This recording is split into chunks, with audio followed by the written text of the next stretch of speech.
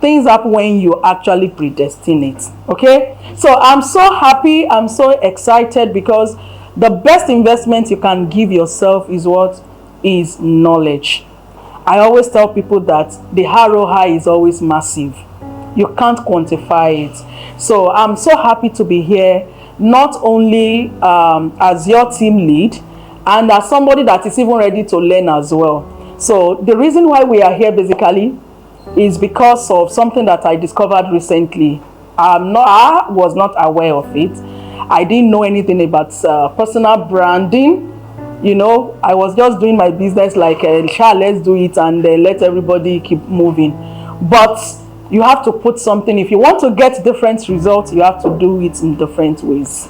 Not only one way, different ways, so that you can have the maximum result. So I want to say congratulations to everyone that is present here, and for everyone joining on this live streaming, I want to say congratulations to you, because what you are going to learn today, honestly speaking, is going to birth wonderful harvest for you, what you have not experienced in your business. I discovered something about personal branding.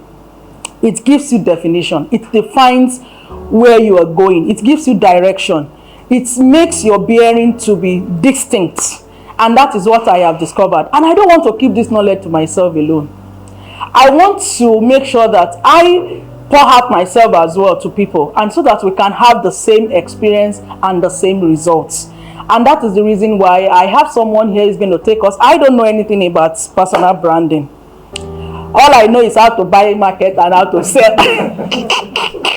Just buy and sell. But there is more to buying and selling, guys. There's actually more to it. We need to go for the skills, and that is the reason why we are here. So we are all here as students, and I want to say thank you again for believing in me and believing in my leadership.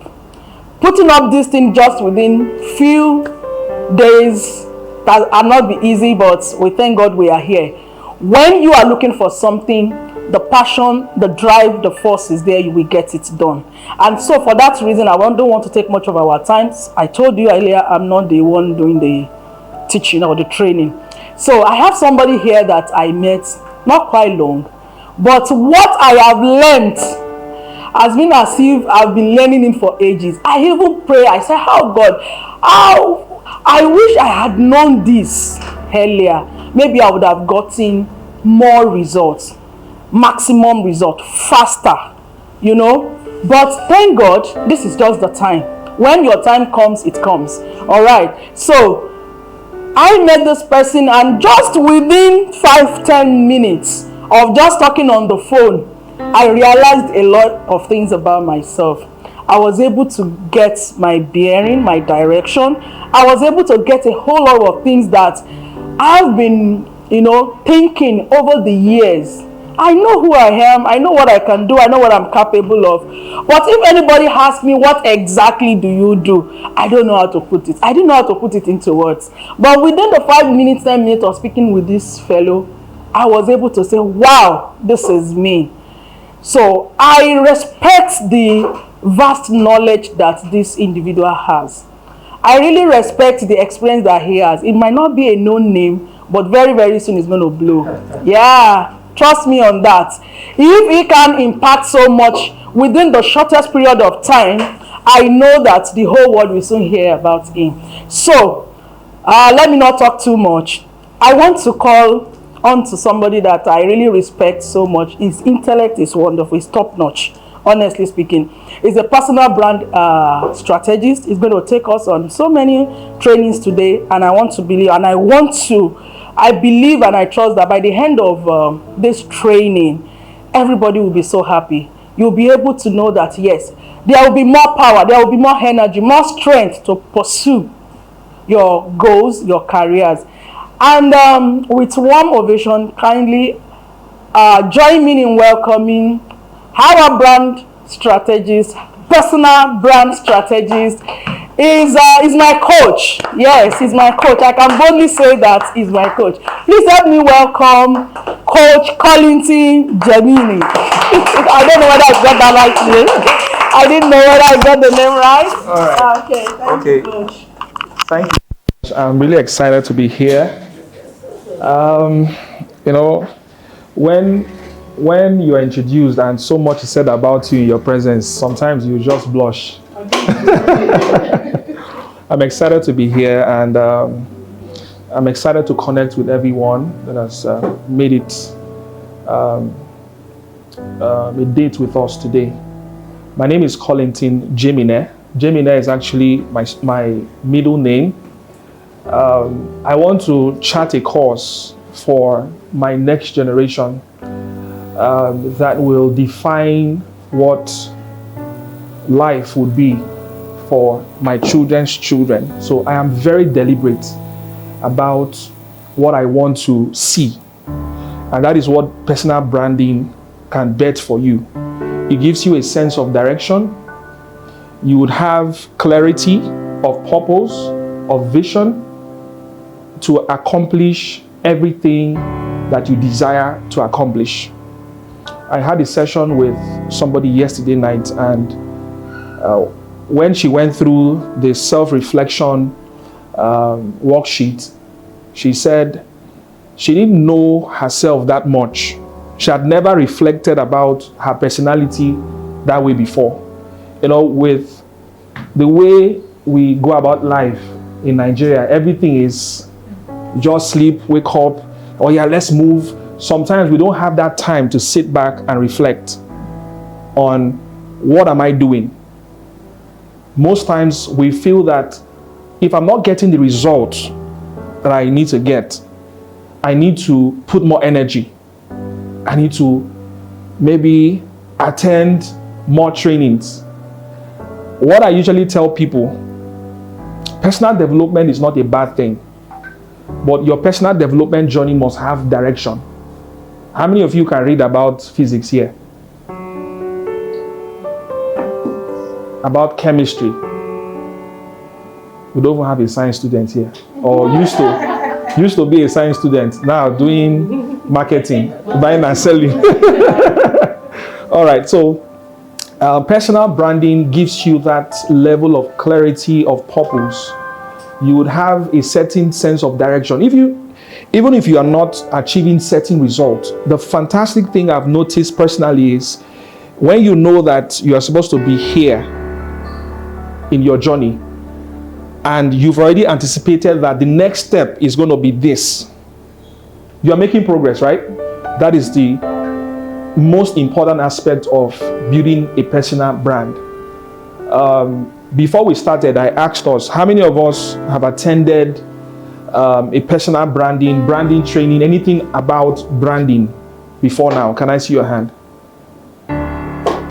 If you've attended any training at all in your journey as a network marketer, or as a business person, or as an entrepreneur? No one. Okay, you have. Not as a network marketer. When was this? Oh, okay, they taught you about personal branding, okay. Because you needed to represent the bank, right? So now you want to do personal branding for yourself. It's totally two different things, because the bank will try to train you to reflect their own identity, not your own identity. So it is going to be in a way that, okay, our bank rather, currently is positioned this way. We want our brand to be perceived in a certain way. So all the staff must align. So whether you like it or not, you wear clothes to work that normally you would not want to wear. You have to do certain things that is outside your core strength, just because at the end of the month, you must get paid. So doing personal branding under a corporate identity is totally different from doing personal branding, which zooms in on your expertise, your skills. It's about you, what you have the capacity to accomplish. And I usually say, if you don't possess certain abilities, how many of you have seen an influencer or a celebrity or somebody that is a public figure do certain things and you wish I can just, my brand can be just compelling? How many of us follow the Rita Bassi, is it Hilda Bassi story? In fact, as soon as she jumped on that challenge, we knew we had chefs in this country. A lot of people, if not for the fact that it costs money to pull off that stunt, people from that cook in the village will jump on it. Everybody, the one that wants to do 200 hours, the one that wants to do 1 million hours started showing up. And the thing about building a personal brand using the Blue Ocean Strategy approach is Hilda identified a unique opportunity to sell her brand. And the good thing is that she attempted it first. She was the first person that attempted it. Every other person that came after played second fiddle.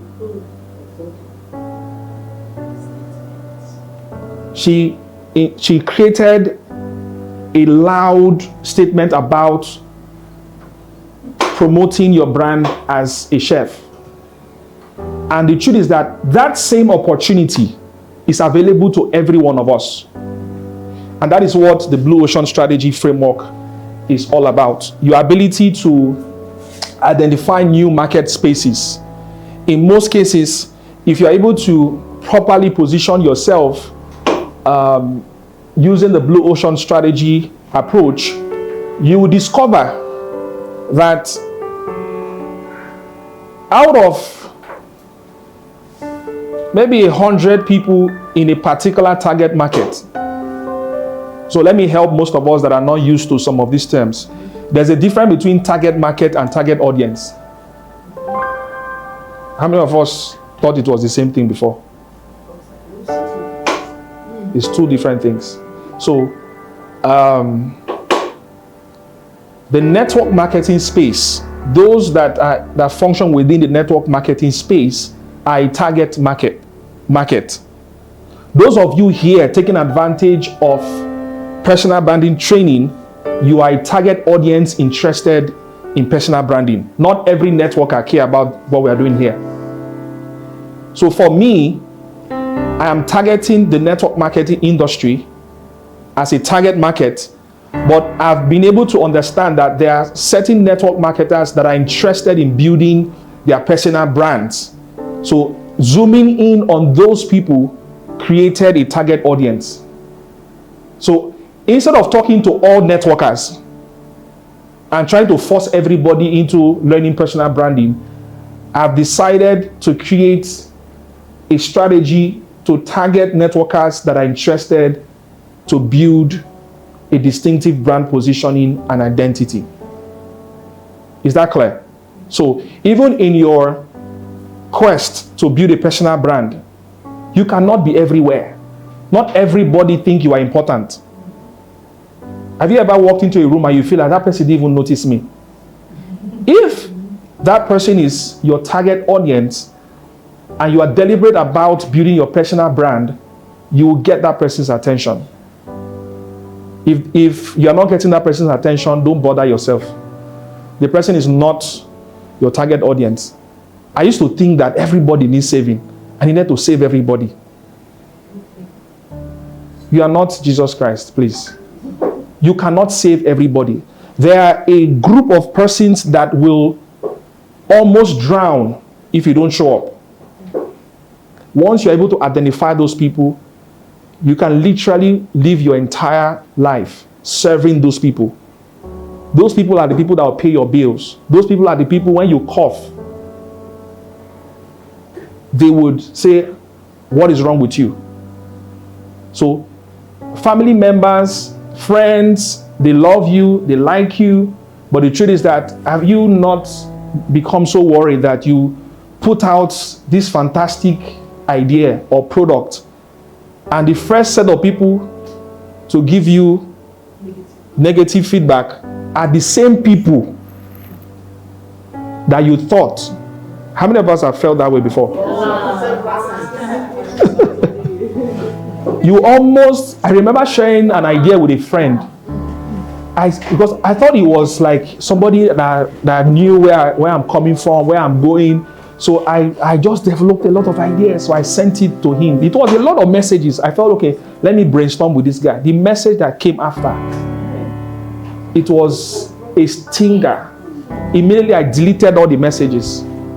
I knew I was talking to the wrong person. You understand? So your ability to identify who you are.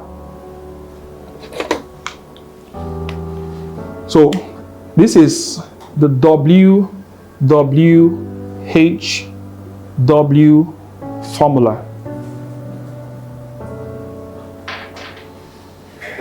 So it is a personal branding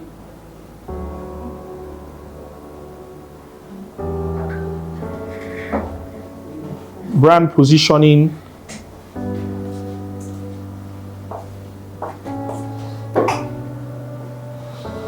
templates. So the first W is who you are. What did I say the first one is? Okay. The second one is who you serve.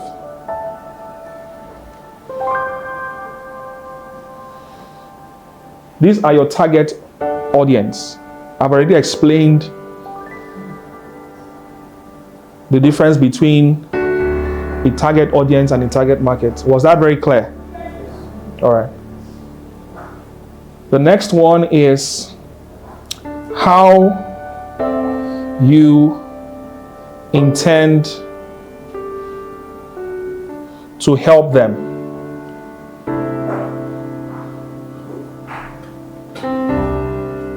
Then the last W is the transformation. What transformation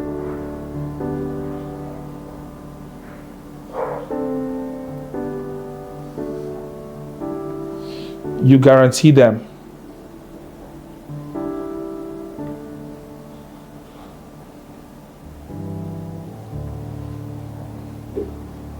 So the first one is who you are, who you serve, your target audience, how you intend to help them, and the transformation that you guarantee them. In building your personal brand, if you are able to know these four things, you will not dilly-dally. First of all, ask yourself this question: who am I? If I were to call you by title, not your name, if you were to call me by my title, what would you call me? Right now that you've met me, you've connected with me.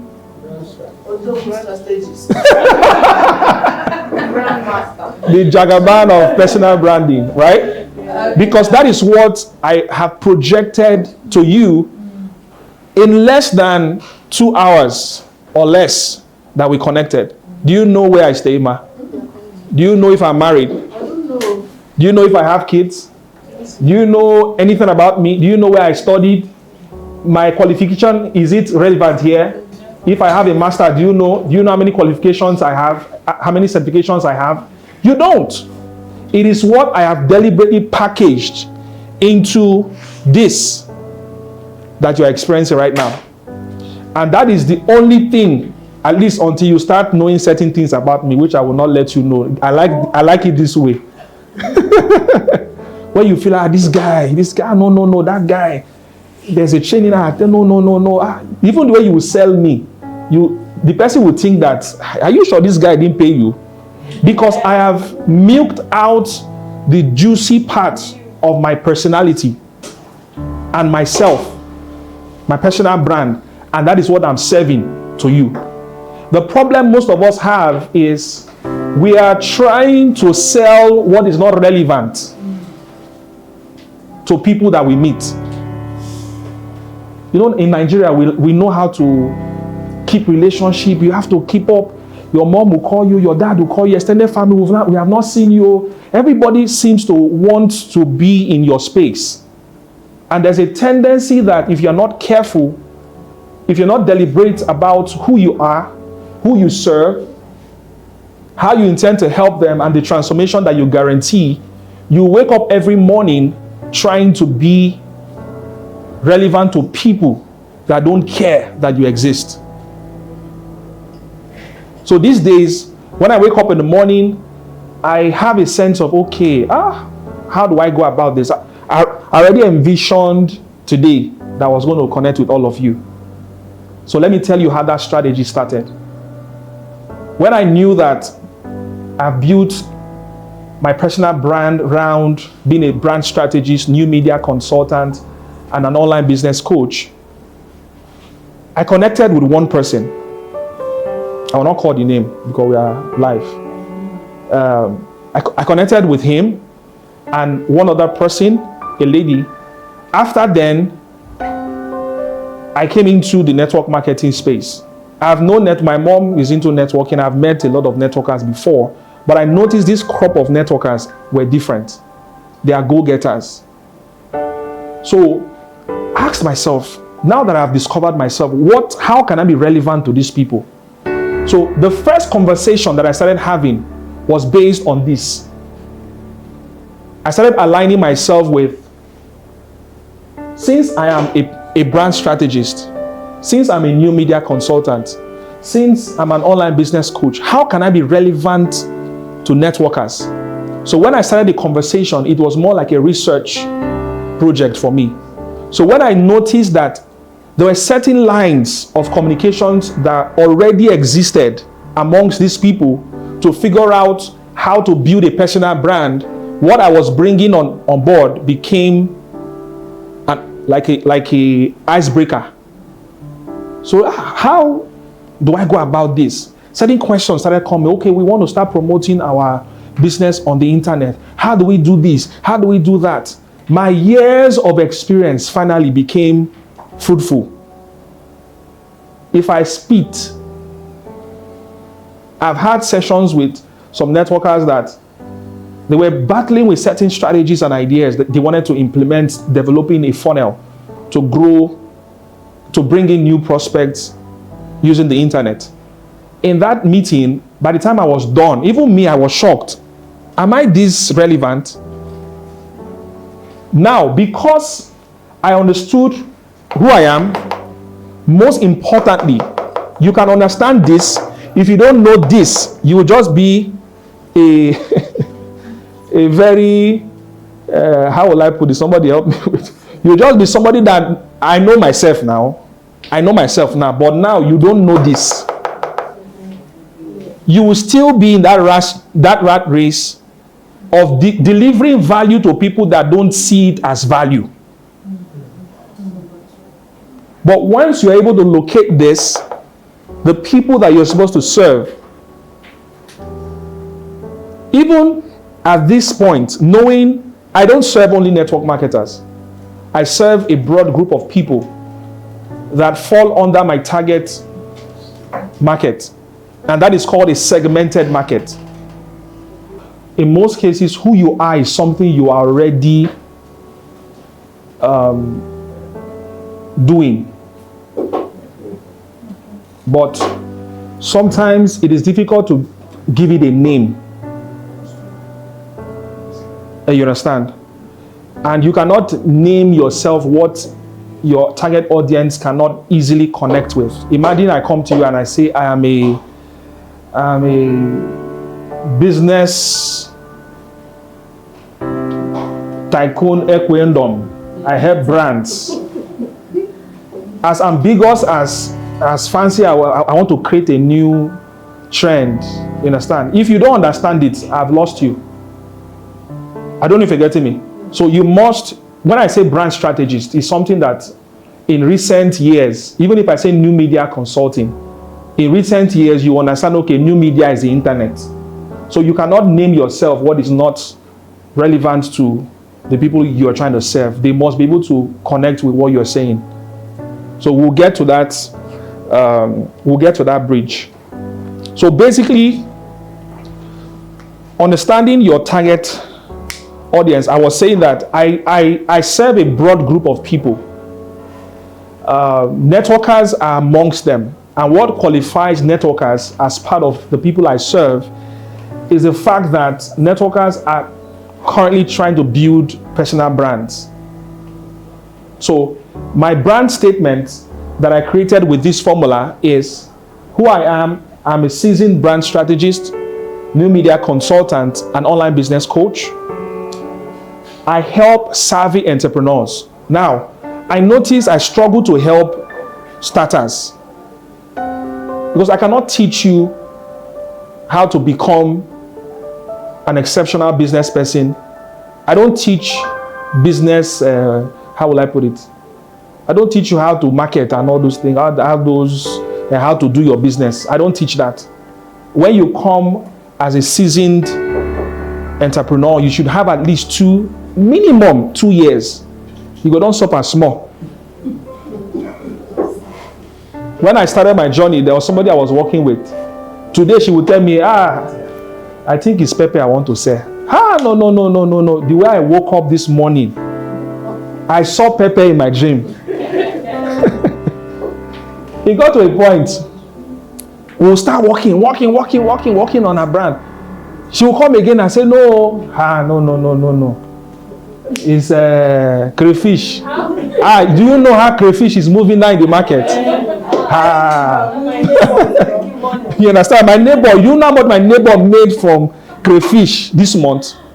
So what is driving that person is not really understanding who they are or even trying to serve. They are just being moved by our 10 million naira story.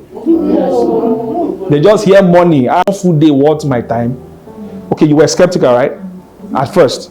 But if you had not come, how would you have felt now, like few minutes into this training? It was what we are living in the first place. Okay.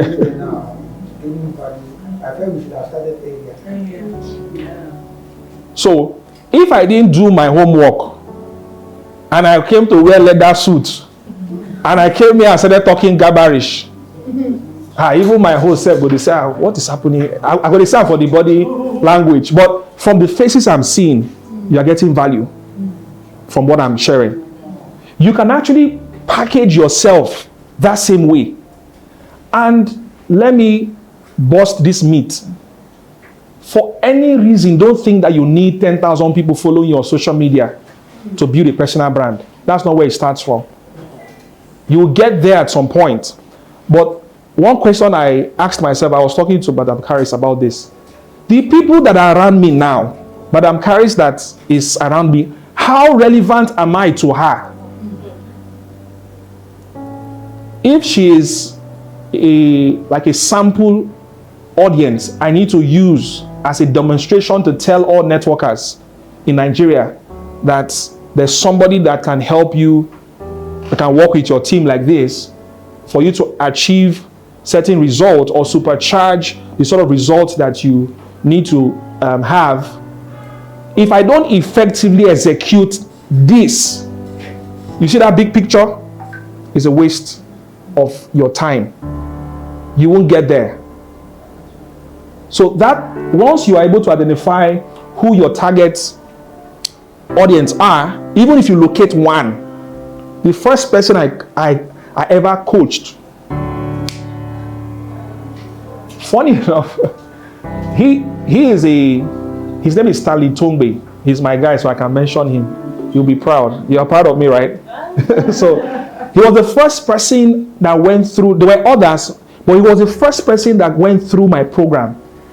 And as we're going, I was not sure about what I was doing. I just knew that I needed to serve these people with the giftings, with the expertise that I had. We literally built the entire process. So most of the time when I say, there's one new strategy, he was the sacrificial lamb. So he was a lab rat. Stanley, sorry. So he was a lab rat. I would use him to test this, test that, and he was willing because he don't get any choice. So we were going on a journey together. At one point, the light bulb came on. The first time Stanley received money from a client from abroad, it was for this same knowledge, Stanley used to do WhatsApp training, 5,000. Even the 5,000, you needed to beg people. If inside the 5,000, you will see print certificate and promise them things just to make it look full. Still, some of them were still struggling because Stanley was serving people that were not drowning.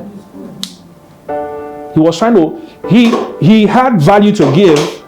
He knew possibly who he was, but he was serving the wrong people. Imagine somebody is drowning in a pool and you are the only person there, and for some reason you have, those of us that grew up in the village, you know, water, they dump us inside, like those who come from Niger Delta. They go dump you inside water as a child to swim and survive on your own. Imagine you see somebody drowning. You will say, what's happening here? You just jump. But somebody like us now will not jump because we can't swim. But those that can swim, you feel a sense of responsibility that I need to save this person. That's what happens when you are serving the right people. At one point, when we went through the process of helping him build his personal brand, the first class we had, a workshop. We did publicity, people joined, counselors, because he is a counseling business coach. I will explain that in the concept of the Blue Ocean Strategy. He's a counseling business coach. Currently the only, I can dare say the only counseling business coach in Africa. That is a Blue Ocean. No competition. Nobody is saying that I am or anything helping counselors to do private practice, set up private. Nobody currently amongst everyone within the counseling industry in Nigeria. Do you know what that means? For you to identify a part within a segment of a market and you are the only one giving that value. That's massive. Just like I explained, I don't know if any brand strategist is having this sort of training with networkers. I believe, I dare say that I'm the only one that have been able to connect with networkers and selling this idea of personal branding. So your ability to identify that special space. Just put the first one up. So Stanley had this workshop. At the end of the day, about 15 persons attended. At one point I said, only 15 people. How will only 15 people come for this thing? Well, we had close to 50 something persons join the WhatsApp group. Only 15 persons showed up on the Zoom call. So in my head, I was still a rookie that time. I was still new to this thing. I said, so 15 people. How will 15? This guy used to earn 5,000 on training. How will 15 people even? If 15 people, and our coaching program was 100K. Do you know the audacity to be charging 5K and put out a coaching program for 100K? You must be. We were really crazy then, Sha. So we prepared everything, just like I prepared all this. Prepared everything, was looking packaged. And we hopped on the call. 15 people came. We trained, we talked, and this is new. This is a new dimension to what we do as counselors and all that. When it got to the upsell, I think I did the upsell. When we're done, guess how many persons signed up?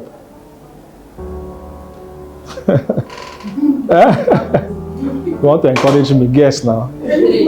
3. Thank you, ma. 3 persons signed up. It was a shocker. This is somebody that didn't have any such following on social media. He got 3 persons that felt like they were drowning, and they found somebody that could save them. So we coached those group of persons. Should I say this? Stanley, forgive me. Your story is sweet to demonstrate this. The first time Stanley got Western Union as a coach was a client from Canada. That lady is a Sierra Leonean that joined that first time, that particular training, but she didn't take action. Months after, we even went on a break. After we squandered that 300K, we went on the break. He just lost passion for the thing. So I told him, what's happening? Come back. He feels like he needs to make millions. I said, no, that's not how it works. You just keep serving. So we hopped back again. The group was still there. We posted another training. Certain people joined again. This time we got 2 persons. These persons, they were there from that first time. So being diligent to serve, when you start portraying yourself in a certain way, some people say, is it not engaged? What is the word engaged? We want to be like, we want to behave as if you pass waiting at the seesaw. You are not serving them, so don't bother yourself. They are not your target audience. They are not important in this equation. So those two ladies signed up. This particular lady came privately to have a conversation with both of us. I talked first. I told her about, okay, this is what we're going to do. In fact, at one point, we were afraid to charge. This is somebody that is not in Africa, at least Canadian dollar or USD. This was the first time. I've been collecting dollar right from since 6, 7, 8 years ago, since I started my journey. But this was the first time he was collecting his. So he said, how much should we charge? I said, guy, I don't know. So he said, okay, let's charge $500. But we'll give her a discount. The coaching program is $500. If this lady catch us, me sharing this story, we'll give her for $400, give her a discount, 20% discount. So we packaged it and sent to the lady. Lady said, okay, I will send the money. She didn't argue. She didn't price. There was nothing like, if we had even charged more, she was willing to pay.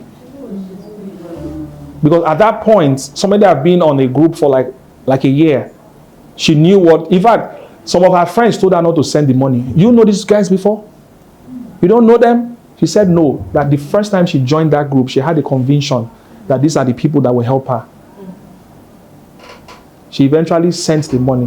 When Stanley received the Western Union, he was like, is this same thing? Not like his brain, they remove the brain and put another brain. It's the same brain that he used to work with to be paid 5,000. It's the same brain that was bringing this one. Now Stanley is more confident. His coaching program, we called it counselorpreneurship. So it is the concept of counseling business. Entrepreneurship of the counseling. We created that concept. I named it Stanley. I named this thing. So in case you want to give me credit, I actually came up with the idea. And as we speak, there are some universities that are trying to adopt counselorpreneurship into their counseling program. And because universities can't just come up with a curriculum, they consulted him. You see that opportunity there? We saw it when we were building his brand. Because when we segmented his market, his direct target market are counselors that desire to build a business in their private practice. But in the segmented market, we have aspiring counselors. We have counselors that are trying to, maybe they are in their first year in the university, and possibly they are thinking of doing this professionally. We have lecturers. Most of the people that we coach right now are lecturers, PhD. Yours truly, with just a first degree, I've hopped on calls. PhD lecturers that lecture, as in top lecturers in university, will sit down in a Zoom call with us. And they are confused. They don't know where to start from, where to go from. They're asking you questions. How do we do it? This other lady, she's running her master's in Canada. These are knowledgeable people. So what knowledge are we bringing to the table? If you don't discover that uniqueness, for some people, how many of you know this guy? I can't remember his name. The guy that doesn't talk, that's popular on TikTok.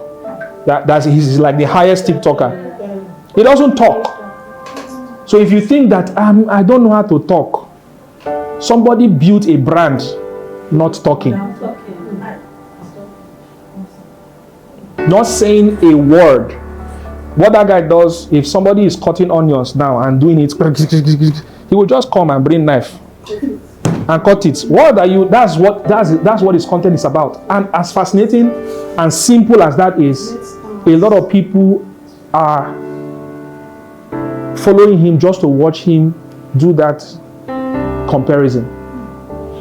There's a lady my wife is currently following, very annoying. The woman would just say, 10 kg is the daughter. Oh.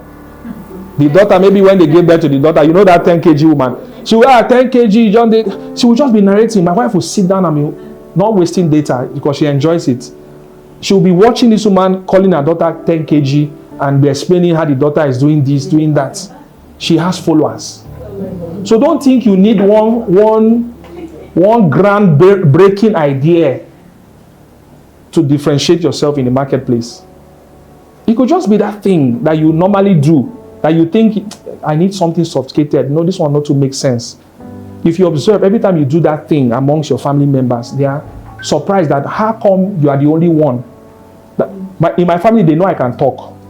I can talk from now till evening. I talk for a living. It's my strength. I used to MC events before. So if you hear me talk this way, present this way, it's not by accident.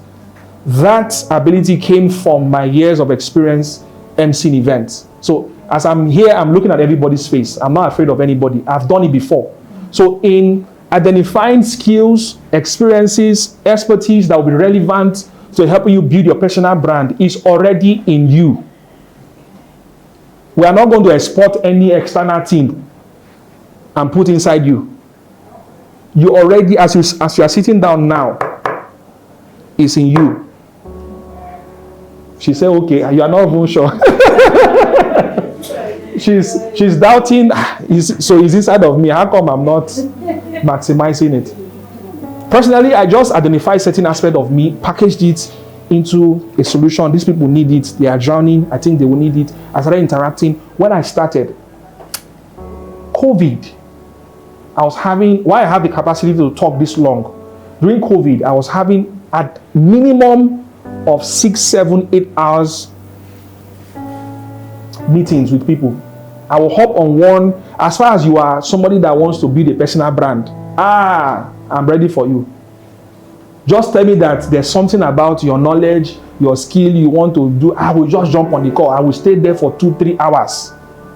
They were not paying me. I was just building that capacity. They would tell me, I want to do it like this. That's how I met Stanley, actually.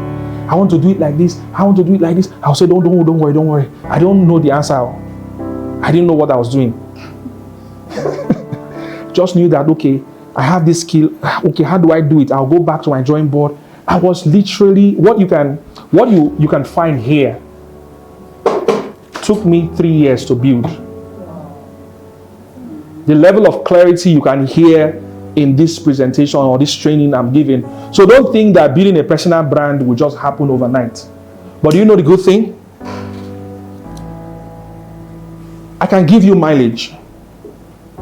You might not spend as much time as I did because I was wandering in the dark.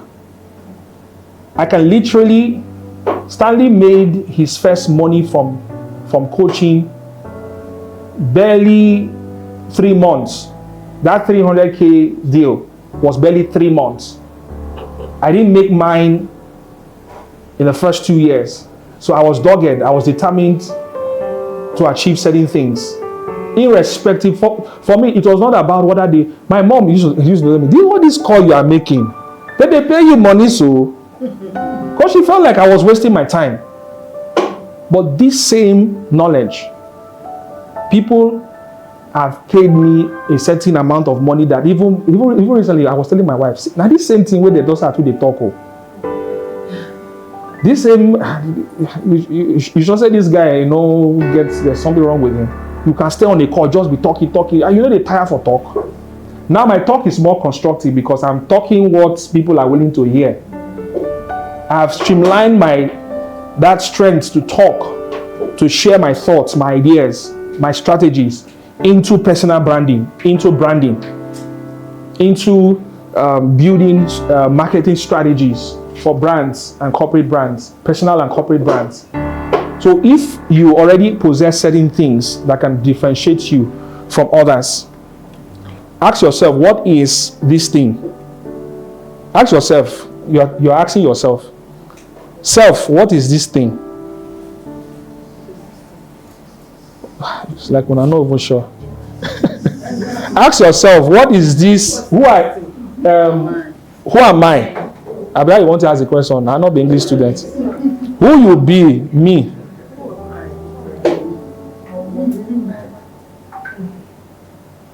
If you were to give yourself a title, ma, what would you call yourself?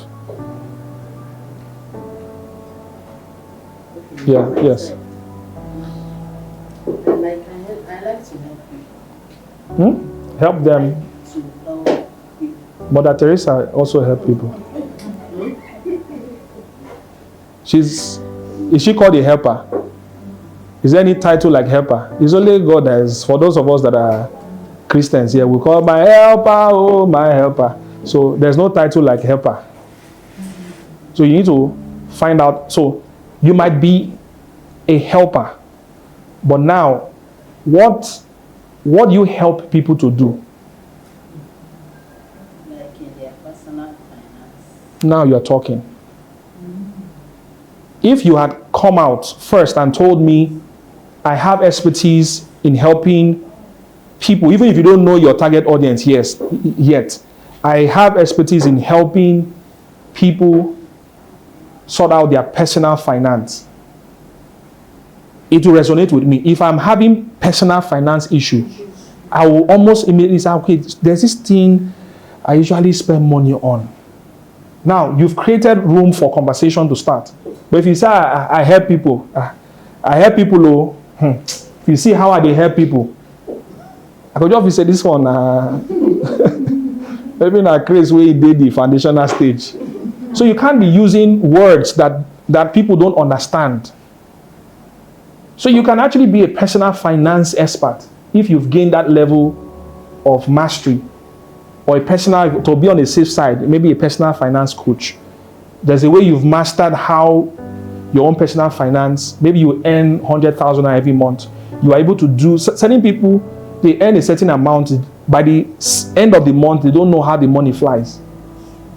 That person needs help. If the person has gotten to a crossroad where there's no possibility of earning more to be able to accommodate the lifestyle that they currently have, it is important that they seek help from somebody like you that will help them streamline. So let me bring it to the network marketing space. Do you know that there are networkers that have issues with their personal finance? The money they make from networking, they don't understand. They've been doing networking for 10 years. I was watching a renowned coach, Steve Harris. He was sharing his experience of when he started working with, he coaches on business and also relationship. So he created this Facebook community where a lot of women joined. So he was giving advice, tips on how to go about relationship. They flooded the place. So one day he said, I'm not making money with this thing. So he said, okay, let me put together a product. So he packaged one audio product like that. He said, at all, if I said this thing, $20. Is it 20 or $10? At all, if like even 50% buy this product, I don't cash out. So he prepared the product, he posted it.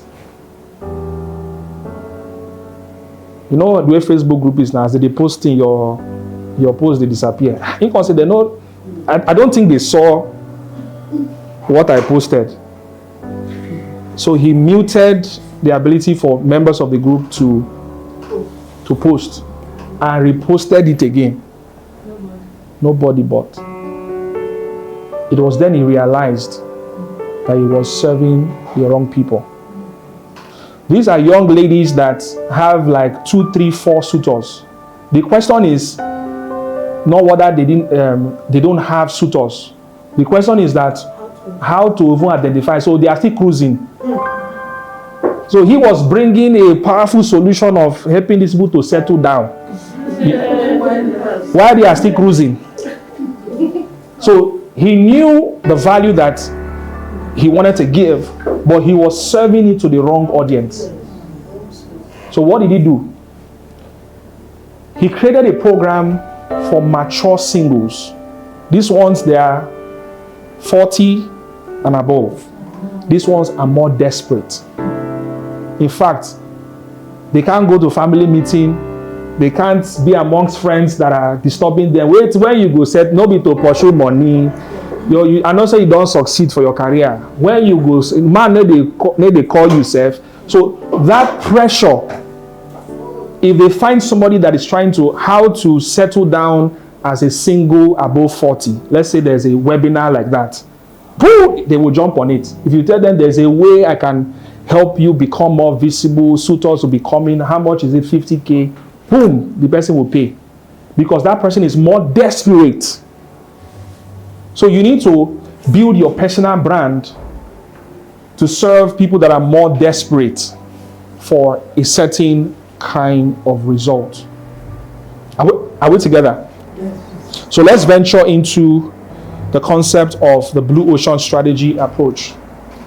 All right, like I said, the Blue Ocean Strategy approach is a concept that was developed by two individuals.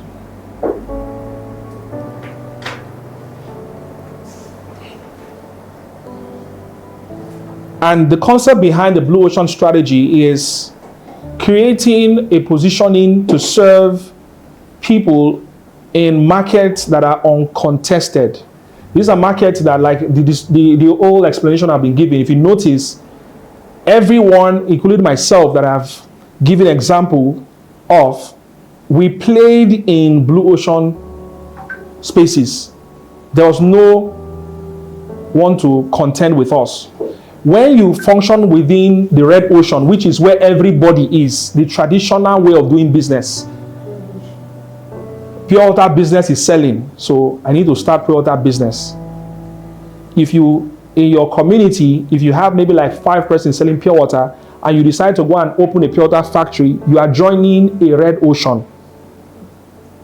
That's if they're not going to use juju. You know, it happens. People should come up for this. But imagine you identify a space. As soon as you arrive there, you see that you are the only one there. Or maybe the other person that is even there saying don't tire to for the customers. The person is not having the capacity to even serve everybody. So when you even come, say the person he don't chop enough money. So he's not really bothered. He or she is not really bothered whether another person is coming.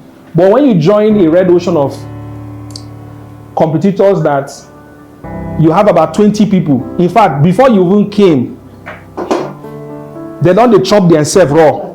Then you now can say, I woke up with this idea to sell pepper in this my community. And you know that 20 other people are selling pepper. This they said they won't form association, pepper association. So you won't join the association. I know they have akara. Before you can sell akara in certain places, you must join the association. If not, if you start frying akara, nobody wants, they will penalize you. Imagine you identify a space where you don't have to attend any meeting. In fact, if you want, okay, let me shock you. When Stanley identified this particular positioning, Stanley started up what we call private practice practitioners. It was an opportunity we identified. Later on, another lady came that was into personal branding and said she wanted to start it. So some of the counselors told her that Stanley has already started this thing now. So now she had to come to talk to Stanley. How far? I want this thing. He was even telling Stanley to step down for her to. But Stanley was not really pursuing it like that. He just created the group and a lot of practitioners joined. So imagine you can identify a space where you don't need an association for approval. You don't need anybody's permission. If you like, stay there 10 years. People will wait on the queue for you to serve them. Most people are struggling because the moment they don't open shop, there are alternatives where people can buy things. So people are pressured, I must go and open shop. But even in their sick bed, Igbo people are popular for this. They must put one boy in the shop. Even if they travel go Kamfasha, there's a boy they've trained that can still sell the product. So what am I trying to say? The concept behind the blue ocean creates uncontested market space, and it helps you to unlock new opportunities. Whether you're a network marketer, whether you're an entrepreneur, a business person, a thought leader, a knowledge expert, or even someone looking to enhance your personal branding, the concept behind the Blue Ocean strategy will help you gain competitive advantage any day, anytime. Are we together? I know now you're wondering, what exactly is this Blue Ocean strategy? What does it really entail? I know it's uncontested market space. How do I even start? Right? How do I start my journey to identifying this particular space where I would stand out and be unique? So there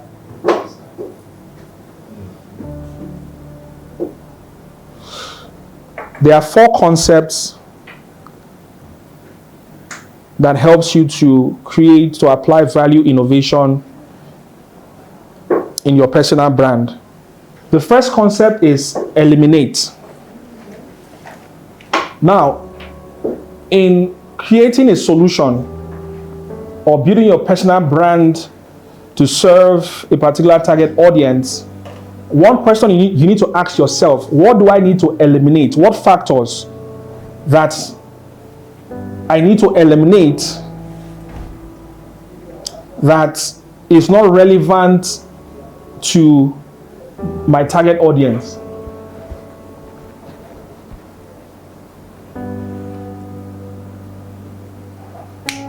With the example I gave just now with the fintechs and the banks, the fintechs were able to eliminate certain unnecessary expenses that banks usually spend that results to them charging those very exorbitant charges. They removed those elements. If it is not important to us that a particular bank should have branches everywhere to guarantee that our money is safe, we now realize that it is not relevant for your bank to be located everywhere before you feel safe banking with that bank. These fintechs eliminated that mindset. What did they replace it with? Who can tell me? What did they replace it with?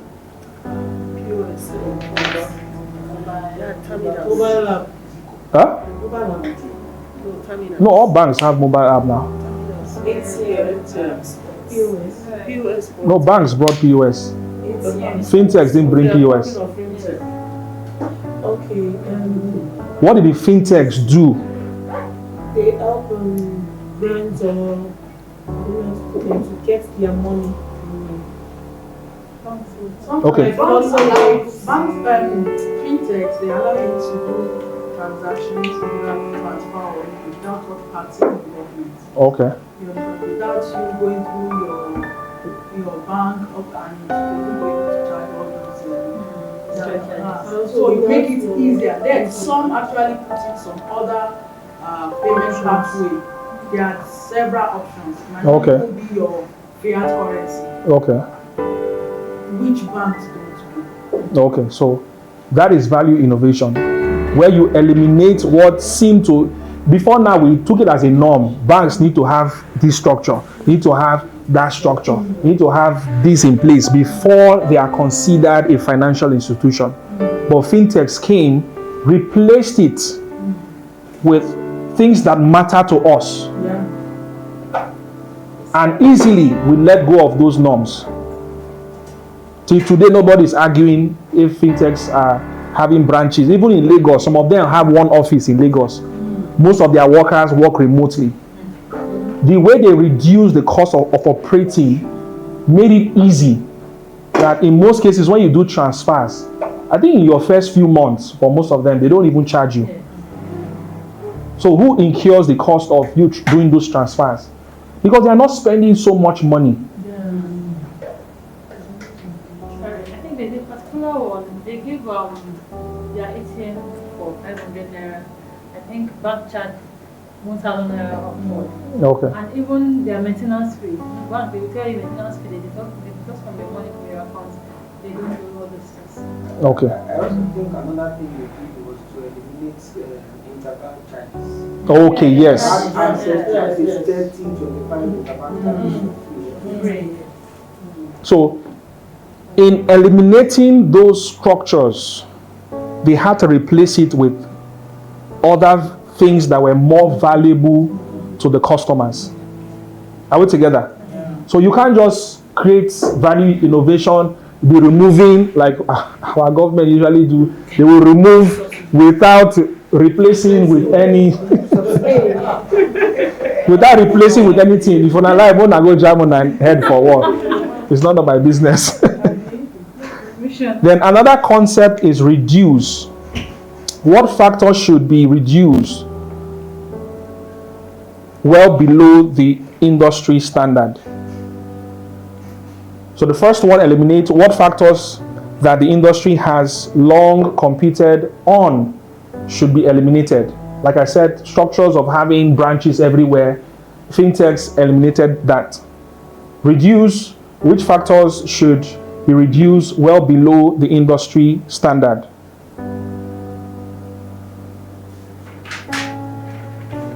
Then number 3 is raise. Which factors should be raised well above the industry standard? How did the fintechs do this?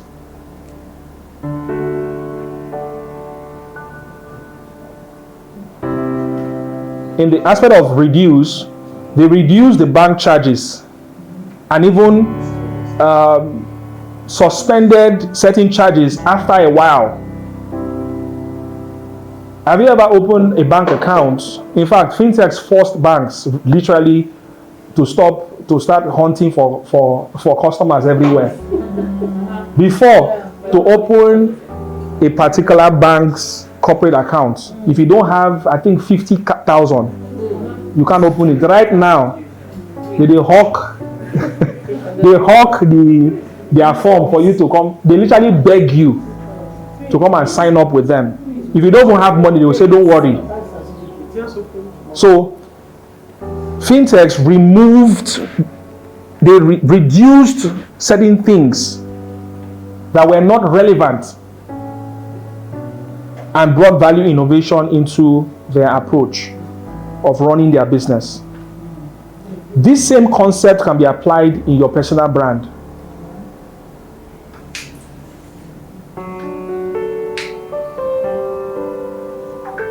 There are certain coaches that will do this same thing I'm doing.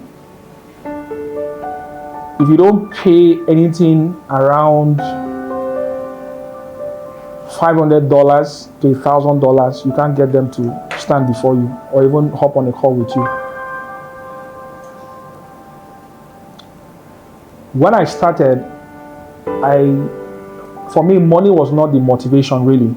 I knew I needed money, but I was more focused on serving. It will get to a point before people contact you, they already know that it will involve money. When I started, I was even afraid to mention money because I felt like the person might run away. Because I was still trying to learn. If you run away, how will I learn? So don't worry, don't pay me. I will just be helping you. At least let me have somebody I'm using for this test running. But right now, when people contact me, they know. There was somebody I was having a conversation with. Currently, my coaching program cost about $250K. So when the person contacted me through her friend, she said, okay, please do. So when we finished the talk and everything, so it got to the point where I would say, okay, this is how much I charge. So I said, okay, for now, I do $250K. I said, I thought it would be $150. I can't look myself. Is it the same me that somebody is touching? I thought it would be one waiting. When I started, if you buy me Coke, I will coach you.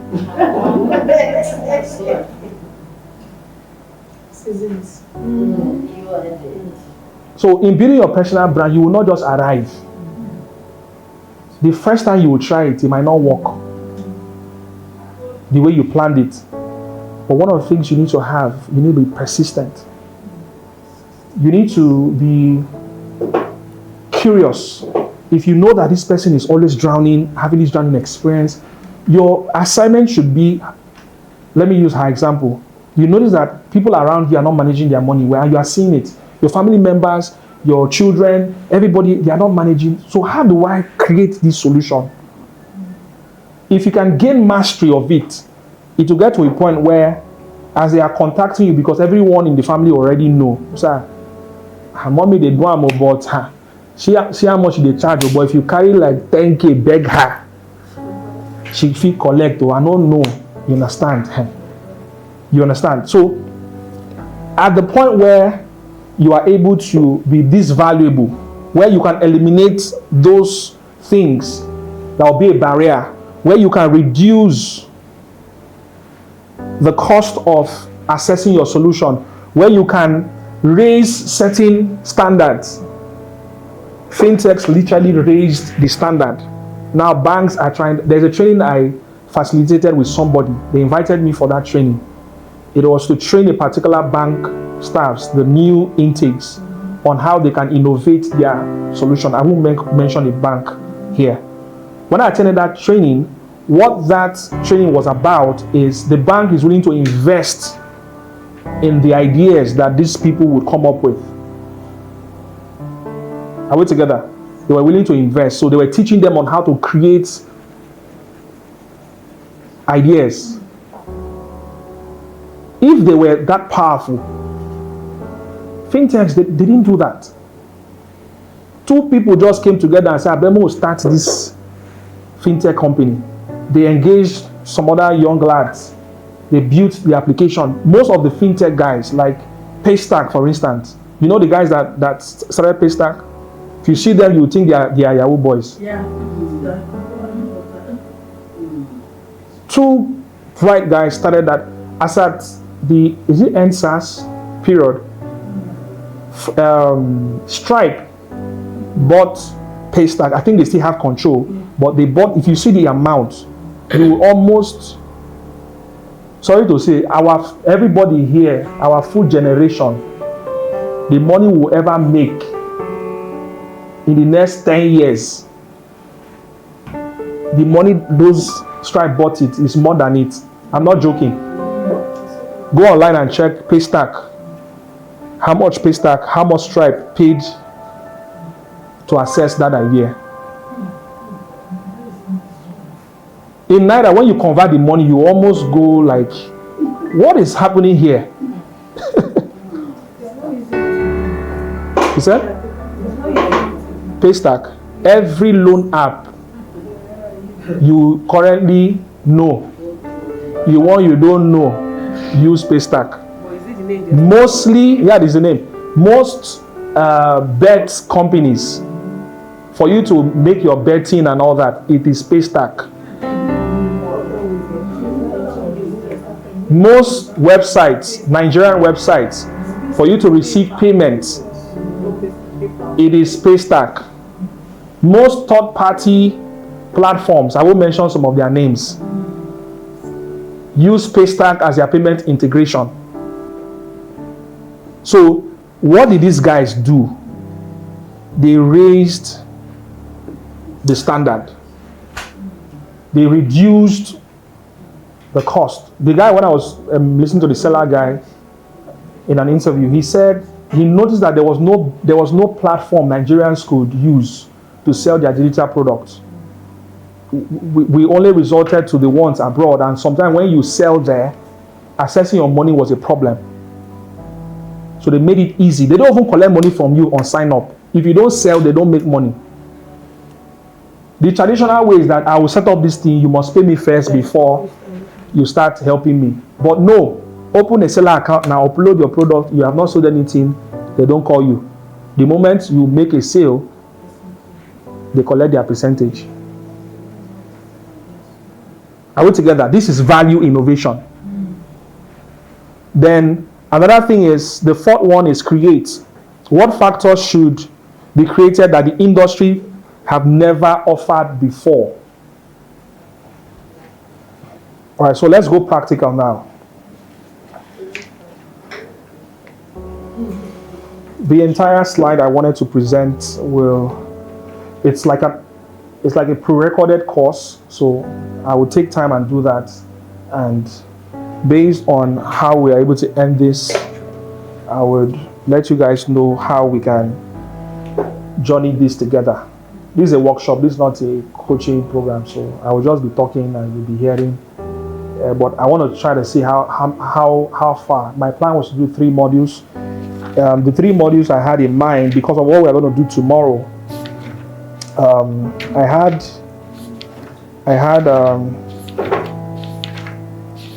had this in mind. The first, what we are covering now is Introduction to Blue Ocean Strategy and Personal Branding. I've not said a lot there. What we'll do next is defining your personal brand, or defining your brand identity. So I will talk a bit about this, but pull out the worksheets. You are expected to just take the prompts and write.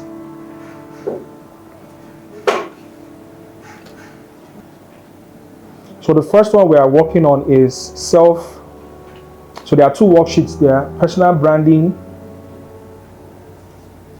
assessment and reflection. Then we have self-assessment and reflection.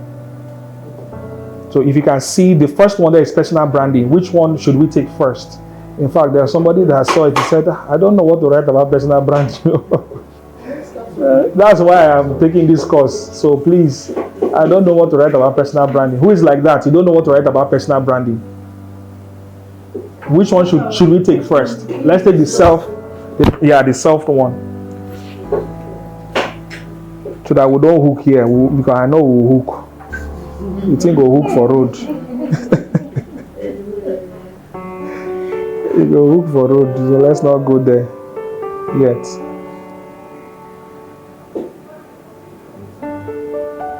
So the first question on self-assessment and reflection worksheet is: what were your main goals and objectives for the past time period? That's month, quarter, or year. So in having this assessment and reflection, it will give you an idea of what you have prioritized about yourself. Those things you did in the past 1 month, 3 months ago, 1 year ago, will give you an idea of what you gave more importance, or what was more important to you at that time. It could be a pointer to what you feel is most relevant to your life. I don't think anyone will spend the past 3 months or 1 year doing what is not relevant. Like if somebody wants to jackpot now, in the past 6 months or 1 year, you go down to prepare your papers. If anybody say pan, if person want go fix appointment the day where you want fix phone, we go take you like 3 hours. The meeting go wait. You understand? So at that point, that is your priority. That's what is important to you. So let us know what were your main goals and objectives for the past. What you can choose any, either 3 months. Okay, let's do 3 months or 1 year. 1 month is too short. 3 months or 1 year. 3 months. Okay, let's do 3 months. So your time starts now. So I need us to be, once I say stop, whatever you have written, that is what we will take. So you can put it in bullet points. You don't need to explain it in a long sentence. So list your initial goals and objectives and briefly describe your progress. So there's a directive there. So after writing your goals and objectives in the past 3 months, what progress did you make?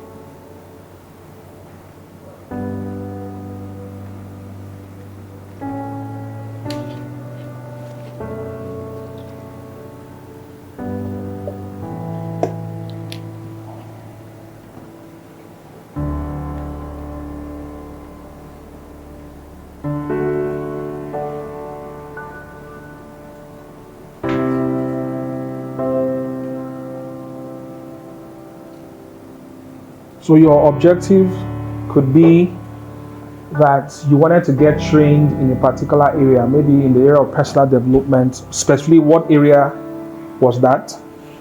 Why did you decide to take a training in that area? And so far, what progress have you made?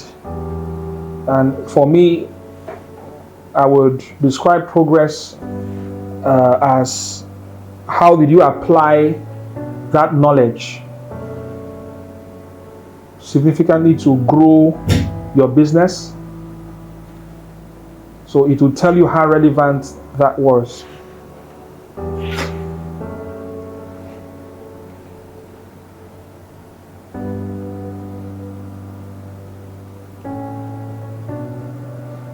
How much more time do we need?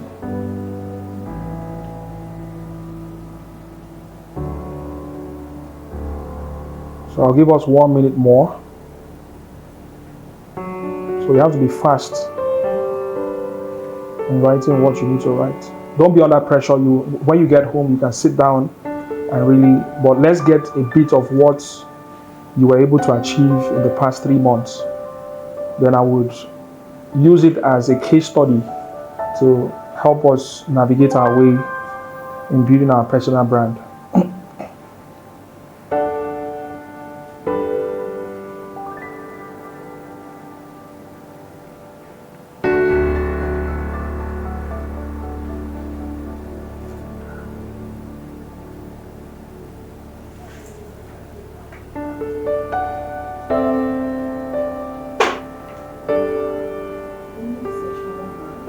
Yes.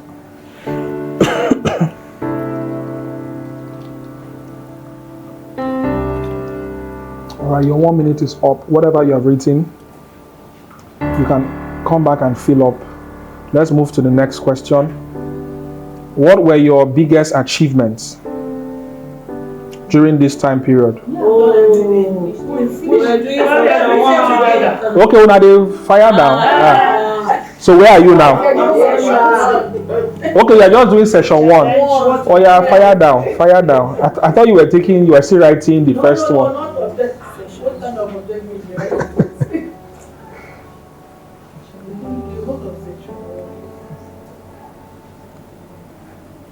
So I'll give us, where are we? Somebody should give me where you currently. Session 2. No, don't go to session 2 yet. Let's stay here. So randomly, I want somebody to tell us. So everyone would have like 2 minutes each to run down session 1, self-reflection. So should we go like this, or I should just randomly call? See, the way you smile, your heart don't beat. You don't want to start first. I want to start. Oh yeah, fantastic. Start. Go ahead. Alright. I'm going to get the questions. Okay, what were my main goals for the past 3 months? So, like, I am into admin. I really don't know what to call the branch is. What do you mean? I help people, structure for their businesses. I help people structure for their businesses, or where they need restructuring of their businesses, as it were. So that's what I do basically. Well, because it's administrative, it's something that has to do with. You lost us when you said admin. Yeah. Go ahead. Okay, so like you rightly said during the course of your presentation, talking about you have to discover who your target audience is, and so I was doing majorly like the target market for everybody, and so I set goals for myself for the last 3 months, saying that okay, I'm going to be posting on my status on a daily basis what I do, and mostly I also help people monitor handhold and monitor their progress with maybe structures they've set and how to run it. So I was constantly posting on my WhatsApp status. I said I was going to be doing that, and of course for the past 3 months I've been doing that consistently. And so when people see my posts, they just do me a DM. Even when I didn't say do me a DM, they were like, oh, this resonated with me, so please can you tell me more about this? How can I plan my time? How can I plan around to be able to do a particular task and all that? So I was helping them with that. While some people would like, they'll come back to me to say, okay, so can you help us do this? And when you give them the prize, they disappear. Yeah. So I wasn't moved. The challenges now, I'm on the challenges now. I wasn't moved whether they came back or not, because my motivation wasn't the money, as it were, in quote. So I just said to myself, okay. When you say you were not moved, is it a way to encourage yourself? As I when they told you that, okay, I want to do this, and they didn't come back. Yes. Be honest. Do you feel bad? No, not at all. The reason being that, like I said, money wasn't the motivation for me wanting to do that this next 3 months.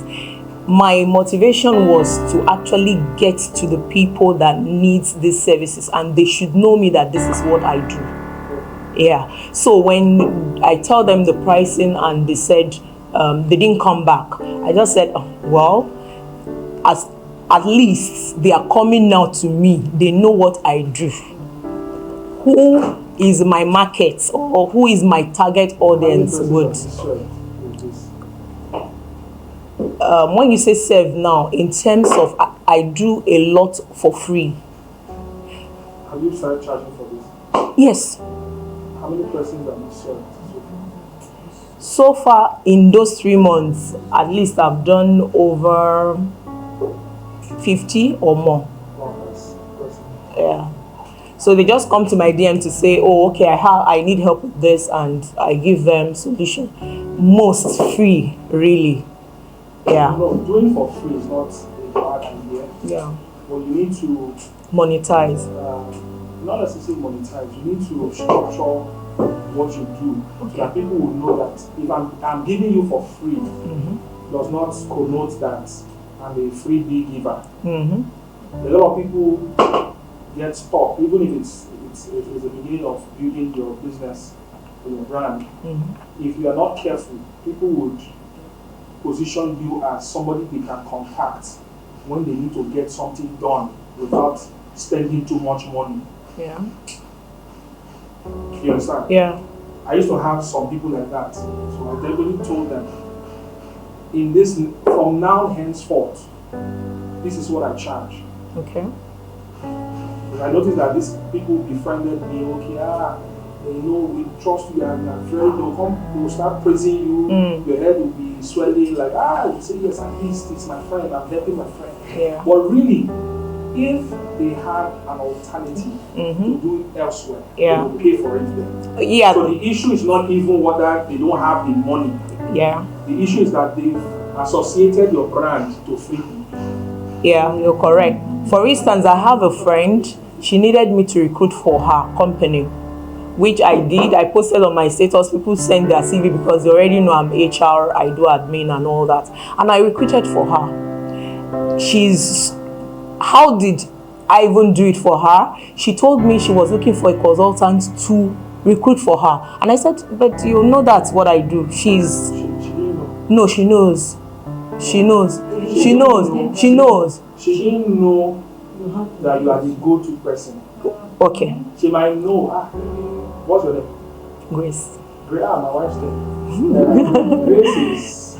I know. Certain people will know you do certain things. You just feel like she's not serious with it yet. Exactly. I need an expert to do it. Exactly. So she didn't know you as a go-to person.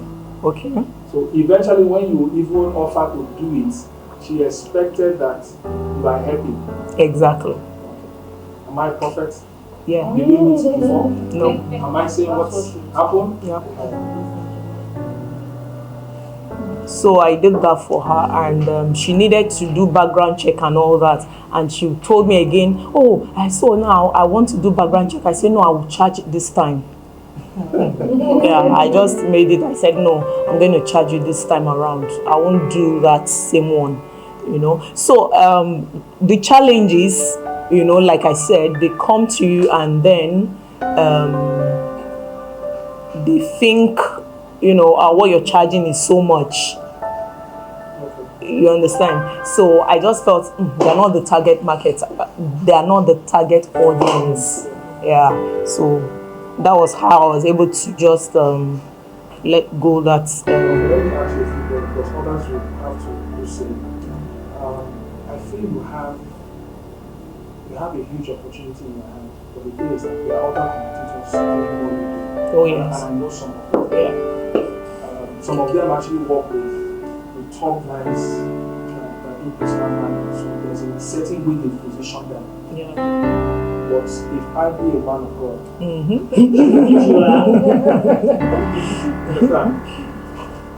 I get challenged when I hear stories like this. Okay. There's something unique that you have in your hands, and you need to harness it.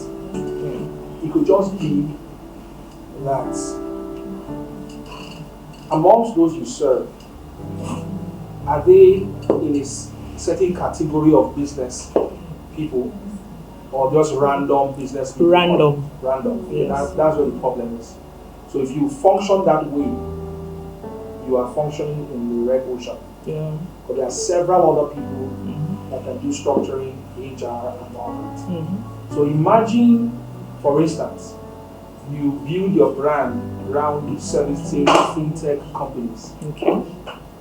or a certain category of business people. Yeah.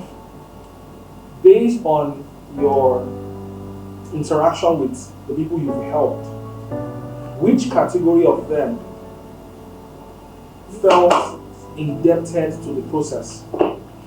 Like they kept on coming, they were willing to, even if they were begging for you to help them with a certain amount, they saw you as their messiah. Can you categorize them? Is there any pattern you observed? I don't think so for now. For now, okay. That's fine. So you do HR, you do help them structure. And when you say structure, what aspect of their business do you help them to structure?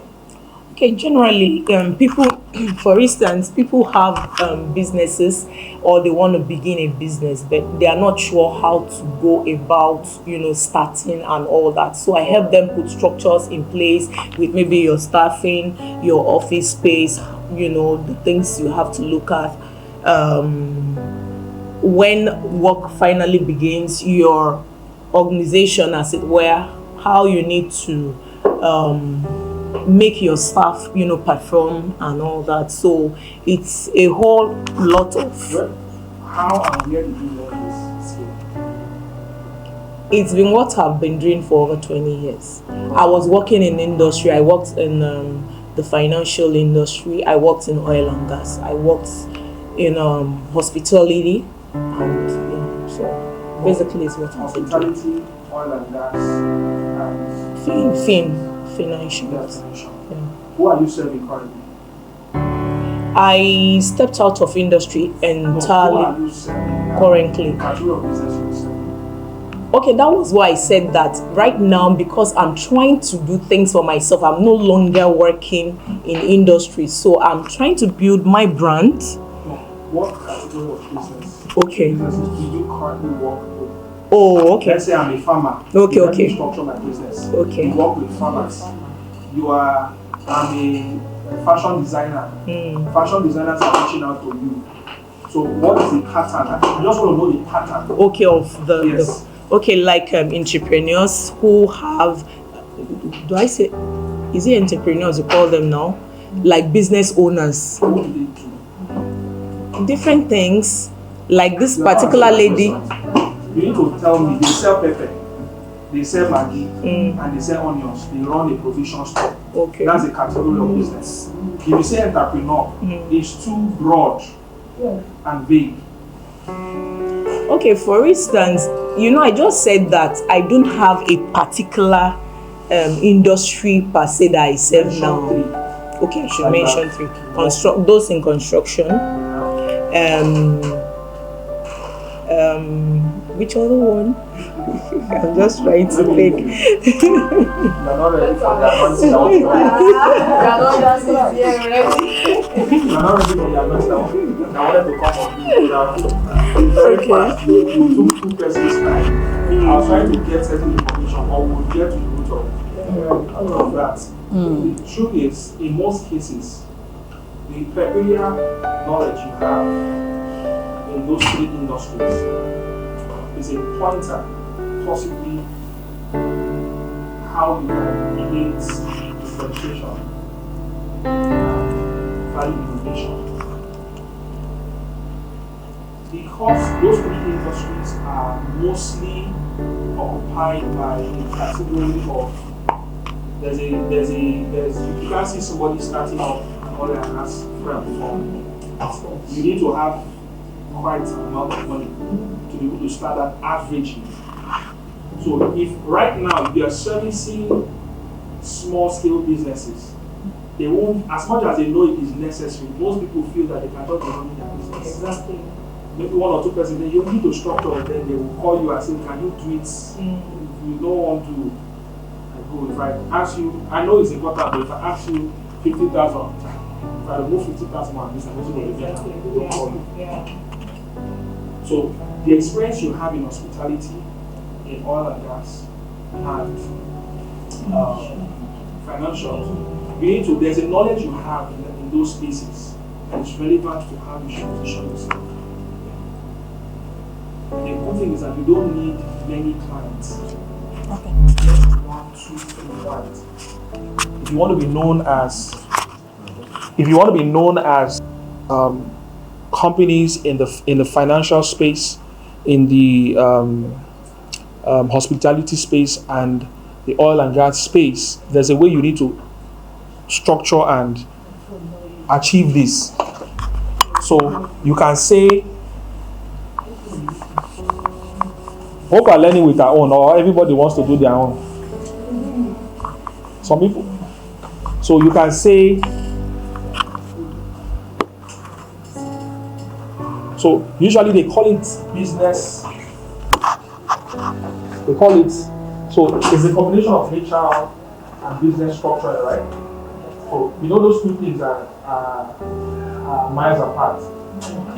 Some people are just HR. They don't do structuring. Understand? So you have a unique blend of HR and business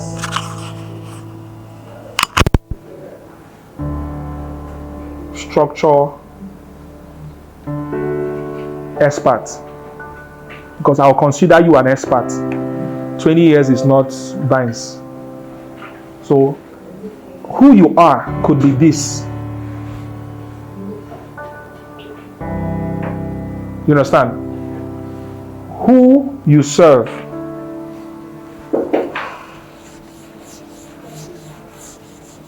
You pay me for this thing, no? Who you serve.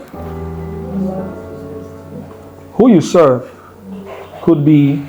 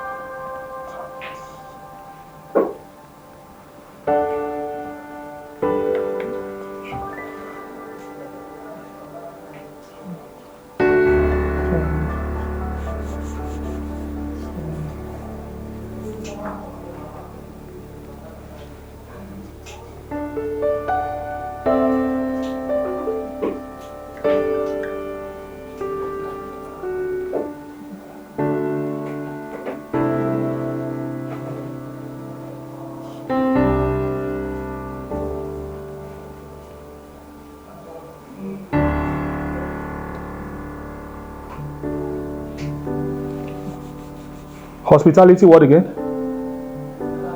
Oil and gas.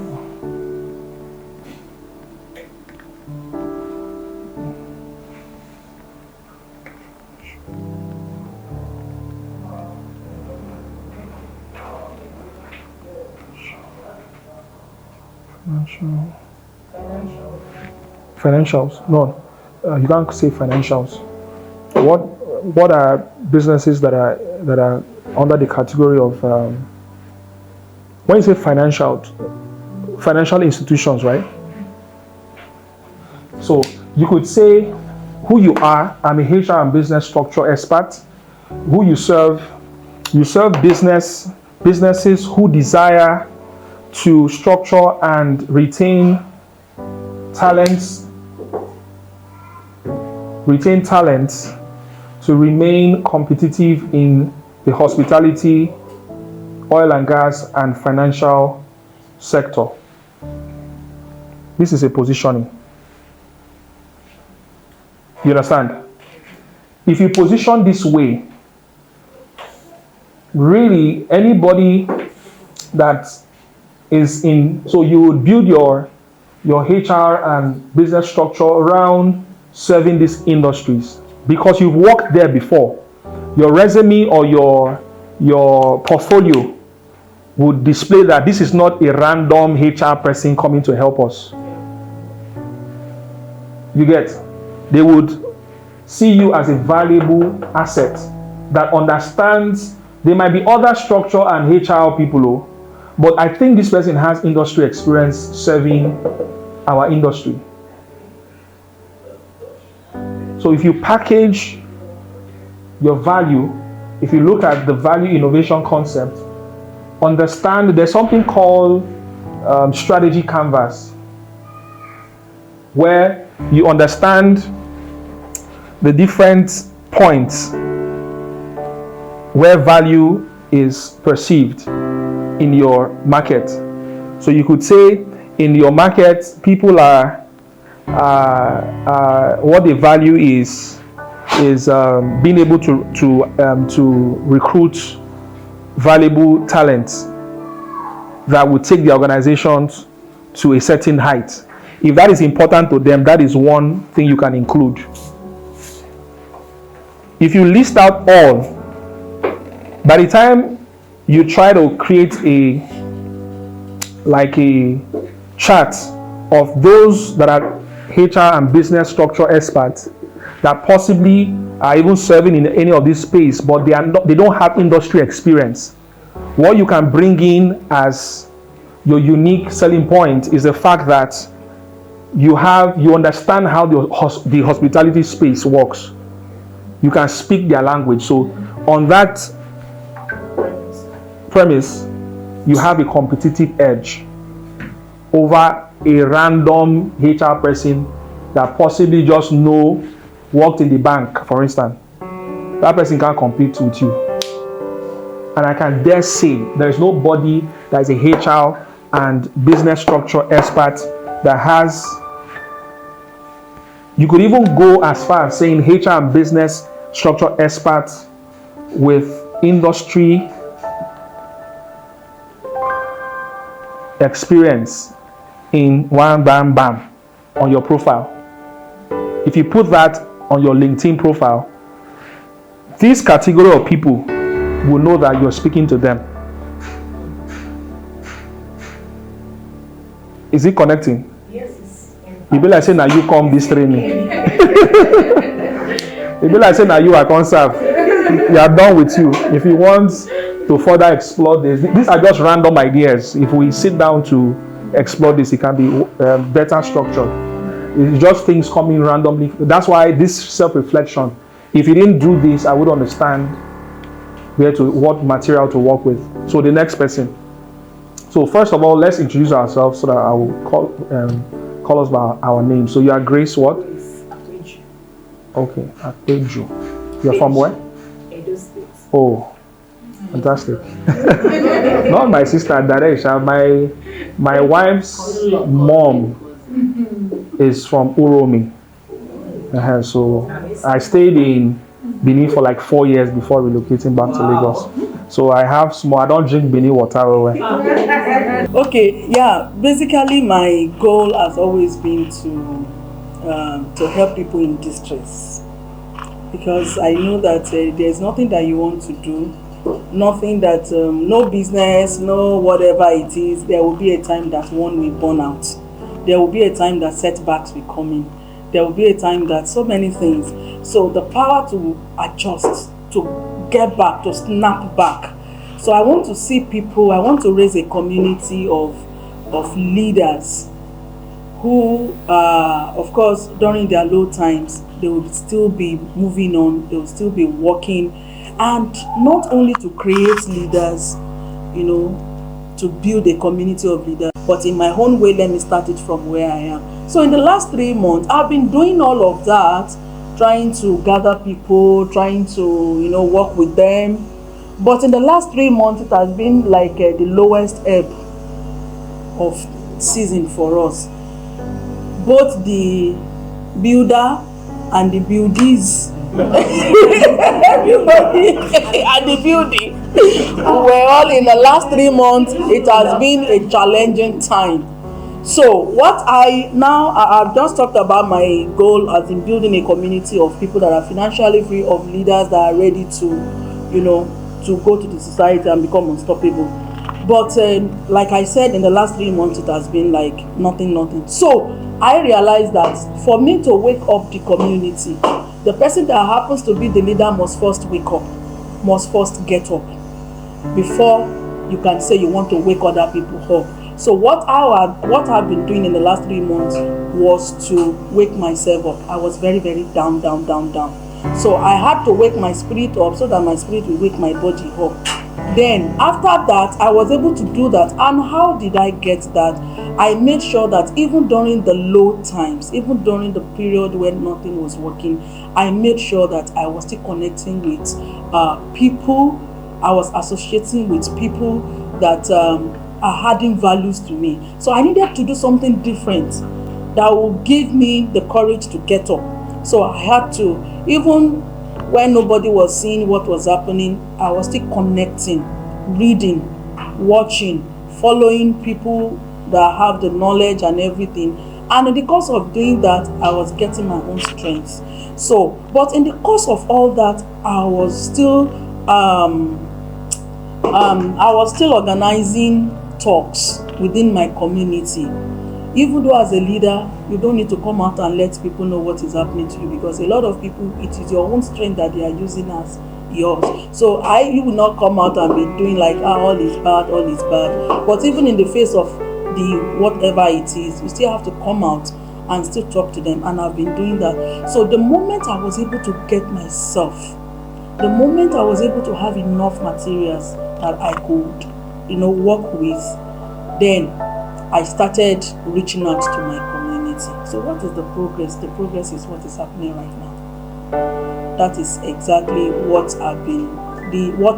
the development of 3 months, self-development of 3 months are done. This is the progress that I've been able to, even in the face of setbacks, adversity, I could still see people that were able to come up, they were able to get up, they could see people snapshots.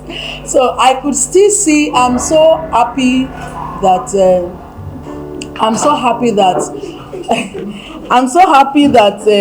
I could still see people that were ready to get up. Did you get it? No. So I could still see people that were able to get up and to say it is time for us to move, regardless of what we are facing.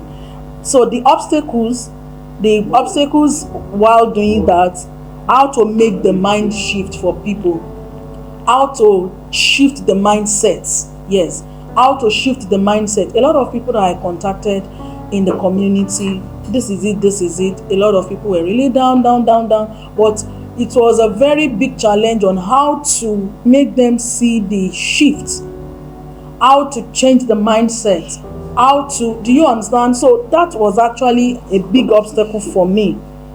And How did I do that? How did I, get to that point? Regular trainings, regular talks, one-on-one discussions, different calls to people, sharing experiences, life experiences.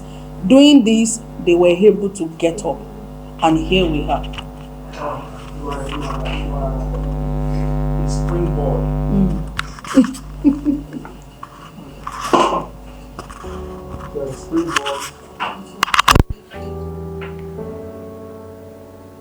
Helping your people. There's a concept called after understanding your target audience, understanding your segmented market, there's another dimension called a value chain. Then we have the ecosystem. Let me use her as an example. The hospitality, financial institutions or financial sector, and the oil and gas, having that combination of experience is powerful. Now, your direct target audience, I've already wiped it away, what qualifies all these people to be in the same place is the unique experience you have to service that target audience. You understand? These are three giant industries that you're combining. You might be shocked that you're the only one combining these three because of your experience and the skills that you possess. Understanding the segmented market is another trick, because once you do the segmented market, the value chain, the ecosystem, opportunities exist across these different aspects. Whether your direct target market, if you want to work with hospitality, there are opportunities there. But because you want to have competitive advantage and bring your uniqueness into play, don't just work directly with target audience. Should I say it again? Don't just work directly with your target audience. The opportunity is there. Somebody might come in and feel like you are eating too much money, and come in and take that and share that space with you. But because most people that run business don't understand the concept of segmented market, value chain, and ecosystem, I'm going to teach you. And when I teach you, you will understand that opportunities exist. What is the value chain of your business? The value chain concept, I will explain it this way. How many of us know where tissue paper is gotten from? The raw material used to make tissue paper. It comes from trees. The question is that who owns that tree, that forest where that tree is grown? Have you traveled down Ore Road and you see some forest, the trees are lined up as if somebody deliberately planted it that way? Make the mistake, enter that forest and cut any of those trees. You know the owner is close by. So that person, maybe eventually the person is growing the tree used for making tissue paper. That person is into tissue paper business. The raw material that Dangote uses to make sugar, flour, and all those things is coming from somewhere. In most cases, for them to dominate the market, they own both forest and the factory that produces the tissue paper. So it leaves you with the option of being below. You buy the goods, you sell to the end consumer. There are more competition below and less competition when you're coming up. Are we together? Your ability to understand that if you're going to play in the hospitality space, if you're going to play in the financial sector, if you're going to play in the oil and gas sector, you need to look for a way to understand the value chain of each of these industry. So you are not, when Madam Carrie said she connected with the owner of the business this team is promoting, it was not by accident. She came like every other person to buy product and promote as a network Abi. But she positioned herself in a way. How did you introduce yourself, ma? Alright, I introduced myself. I told him that I'm a resident and performance coach. And I believe that in this business, as now they are using networkers to promote their business, that it will get to a point that networkers will actually freeze. They will actually burn out. There will be a time that they will be discouraged. There will be a time that sales will drop. So what happens those times? What they need a coach or a trainer that will be talking to them from time to time on the reason why they need to move on. So I am giving myself that out that I want to at no cost, I want to be that resilient and peak performance coach. For them to have that peak performance at no cost, I am ready to do that, because at that point, whenever the company reaches that point, I will take it up. The man just asked the PA that you give me the card. He just told me that he should give me the card. I said, oh, madam, yeah, that is true. We need people like that. And that was the reason why I was put on the call last Sunday, the global call they had. So that was the reason why, because I didn't even know, but he put me on the call. He said, this kind of a person we need it. I just offered what I can do at no cost. But I know. Who are you offering this? You said? Who are you? What's your title? Okay, resilience and peak performance coach. Did you tell him that? Yes, I did. Sure. When you told him, what happened? Of course, he was like, his face was lit up. Probably maybe he was hearing it for the first time. That, wow, resilience. I said, yes. I said, because I've gone through a whole lot as a networker. And what I want to do right now is I want to help other networkers when they get to that particular level. Instead of you reducing your performance, when you are experiencing that, you need me there to raise you up, to help your performances. Is that a strong pain point? Everyone gets to that point. No matter how people ask,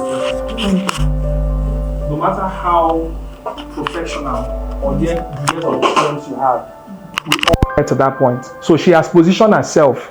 The moment any soldier is down, she's the one to lift that person up. If you know that there's somebody in this networking business that have the expertise to lift your spirit up, to start with, you will not even fall in the first place. So there are two sides. She can position herself to even help people not get to that point to start with. But if you find yourself there, I'm the go-to person. So in the value chain of this business, she left the networker title.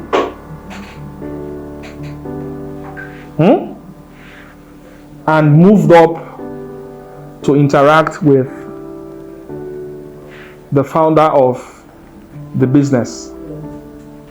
So in this case, value is flowing down because you are exploring his company and the opportunity he offers, but you didn't just come to explore the opportunity, which the opportunity is here. You didn't just come to explore opportunity. This is somewhere in the value chain. But she decided to explore opportunity upward by being relevant to this. And even because of how she sold herself, she beat several other people in this value chain. She got the attention of, you were trying to go through certain people, right? Oh, sure. I was trying to go through some leaders that, of course, were there before. But she came prepared. When the opportunity presented itself, she shot hard and got the attention of somebody above the value chain. If that man is thinking of, my people are not making sales, who will he think about? Who?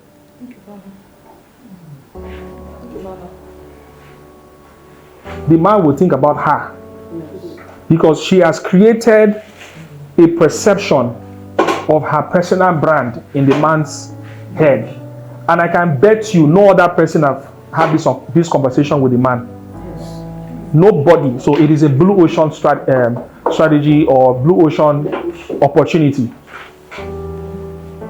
So even in the network marketing space, you see this, my wife's namesake.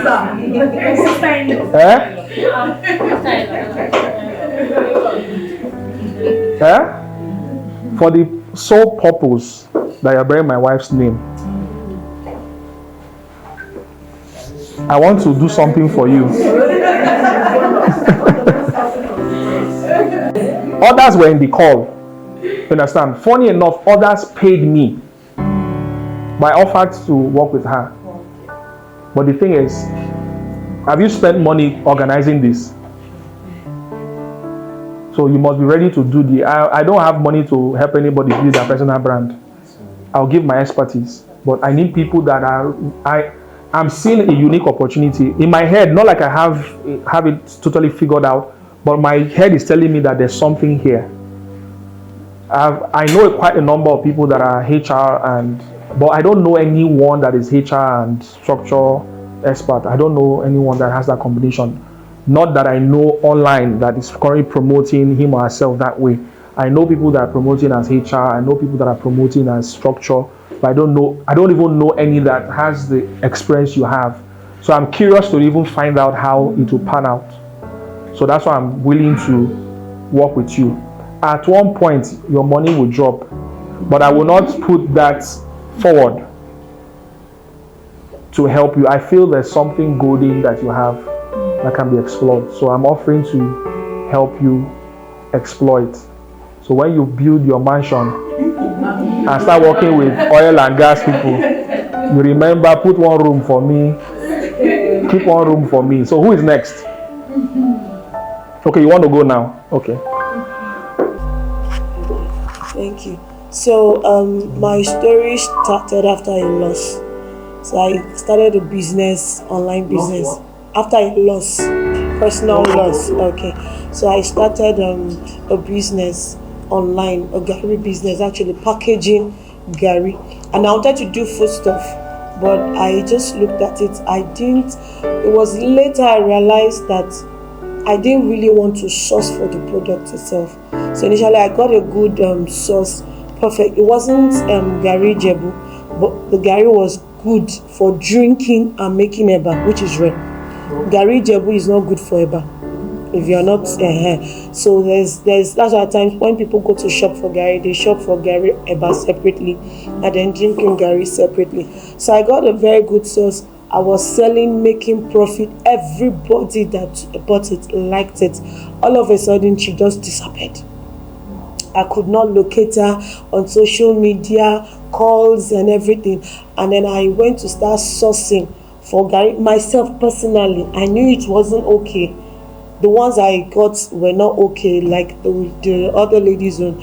I tried to sell to a few people that were close to me that I knew would give me honest feedback, and then they told me no. So it was an issue for me because I'd gotten many customers then. So it was a black hole because I'd invested so much. I still have so many stickers that are printed in my house. I had so many equipment, so I could not just, because for me the quality of what I was selling was a big deal for me. So I didn't want to go lower. So I could not get. So people would say, go to this place. I looked at the kind of my home front does not afford me the time to go to source in the not even markets, in the villages. So I don't have anybody to stay with my children for overnight and things like that. So it really weighed on me emotionally and financially. So later I realized that there was even no urge, no zeal for me to even want to go. They say when you're low, you pick up yourself. I didn't want to do that. But I knew I could sell this thing since there was the quality is what I was looking for.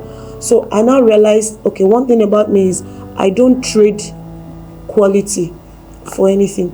There's another thing I noticed about myself in recent times, like when I'm conversing with people and people are rude, I ask why. And this thing is common when you get most people when they talk to me say, you don't sound like someone who sells online. You're very polite I had an issue with a customer once. She blocked me. When I realized that she blocked me, I used my other line to send a voice, I'm sorry, I'm just trying to. Recently, I realized that she has unblocked me and she's beginning to follow me back again. So I, as a person, after my venture into the business, I would go back to it one day after I've gotten a good product to sell out at least the money I've invested to bring it.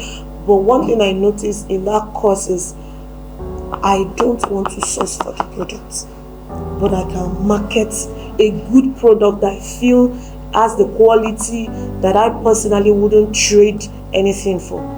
So I'm trying to put so when I met Madam Caris, it was like a green light for me.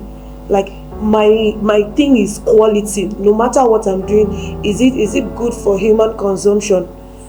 Is the quality there? I don't know why I keep repeating that word quality. Is it something what I'd done while I was doing my business? Top-notch quality. In fact, I stay at the Shaga. So when I give people my product, this does not look like something we do around here. So that's it for me. Thank you.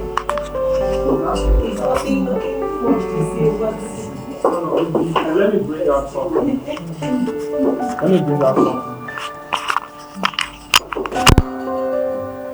Building a distinctive brand is something that comes from or emanates from your originality, your uniqueness. A lot of people find it hard to have certain attributes.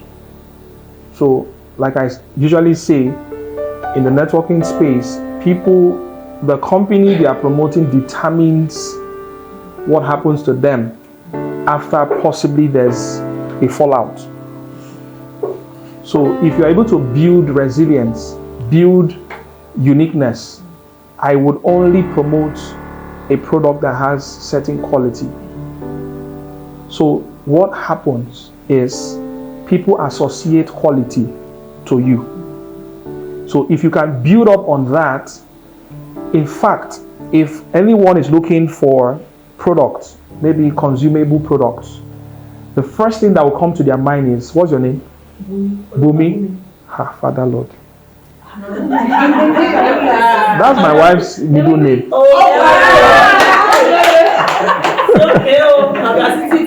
No, not Oluwa, Bumi.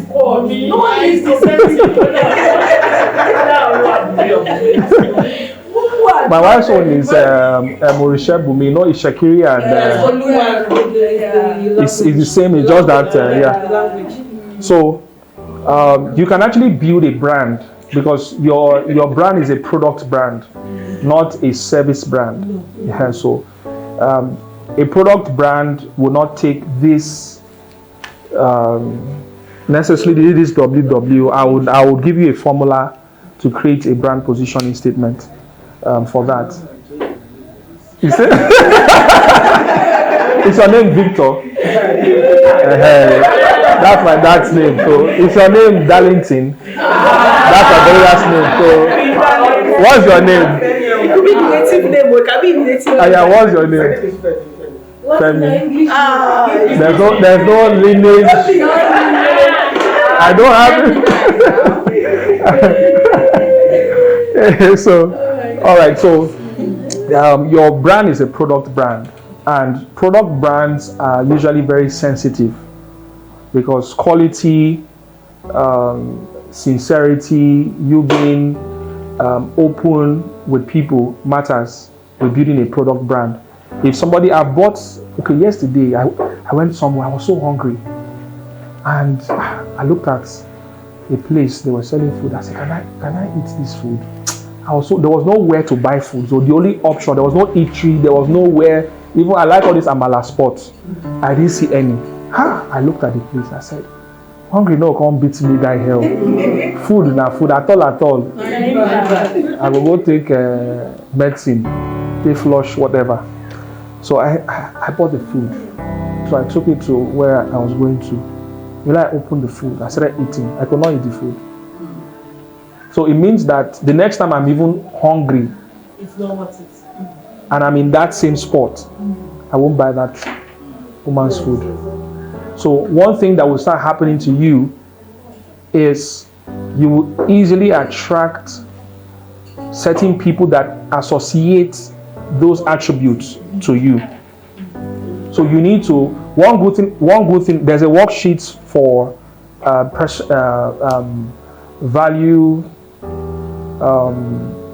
value proposition, how to identify your unique value proposition that we're going to work on. I don't know if we'll be able to work on it today. We need to go for a break now.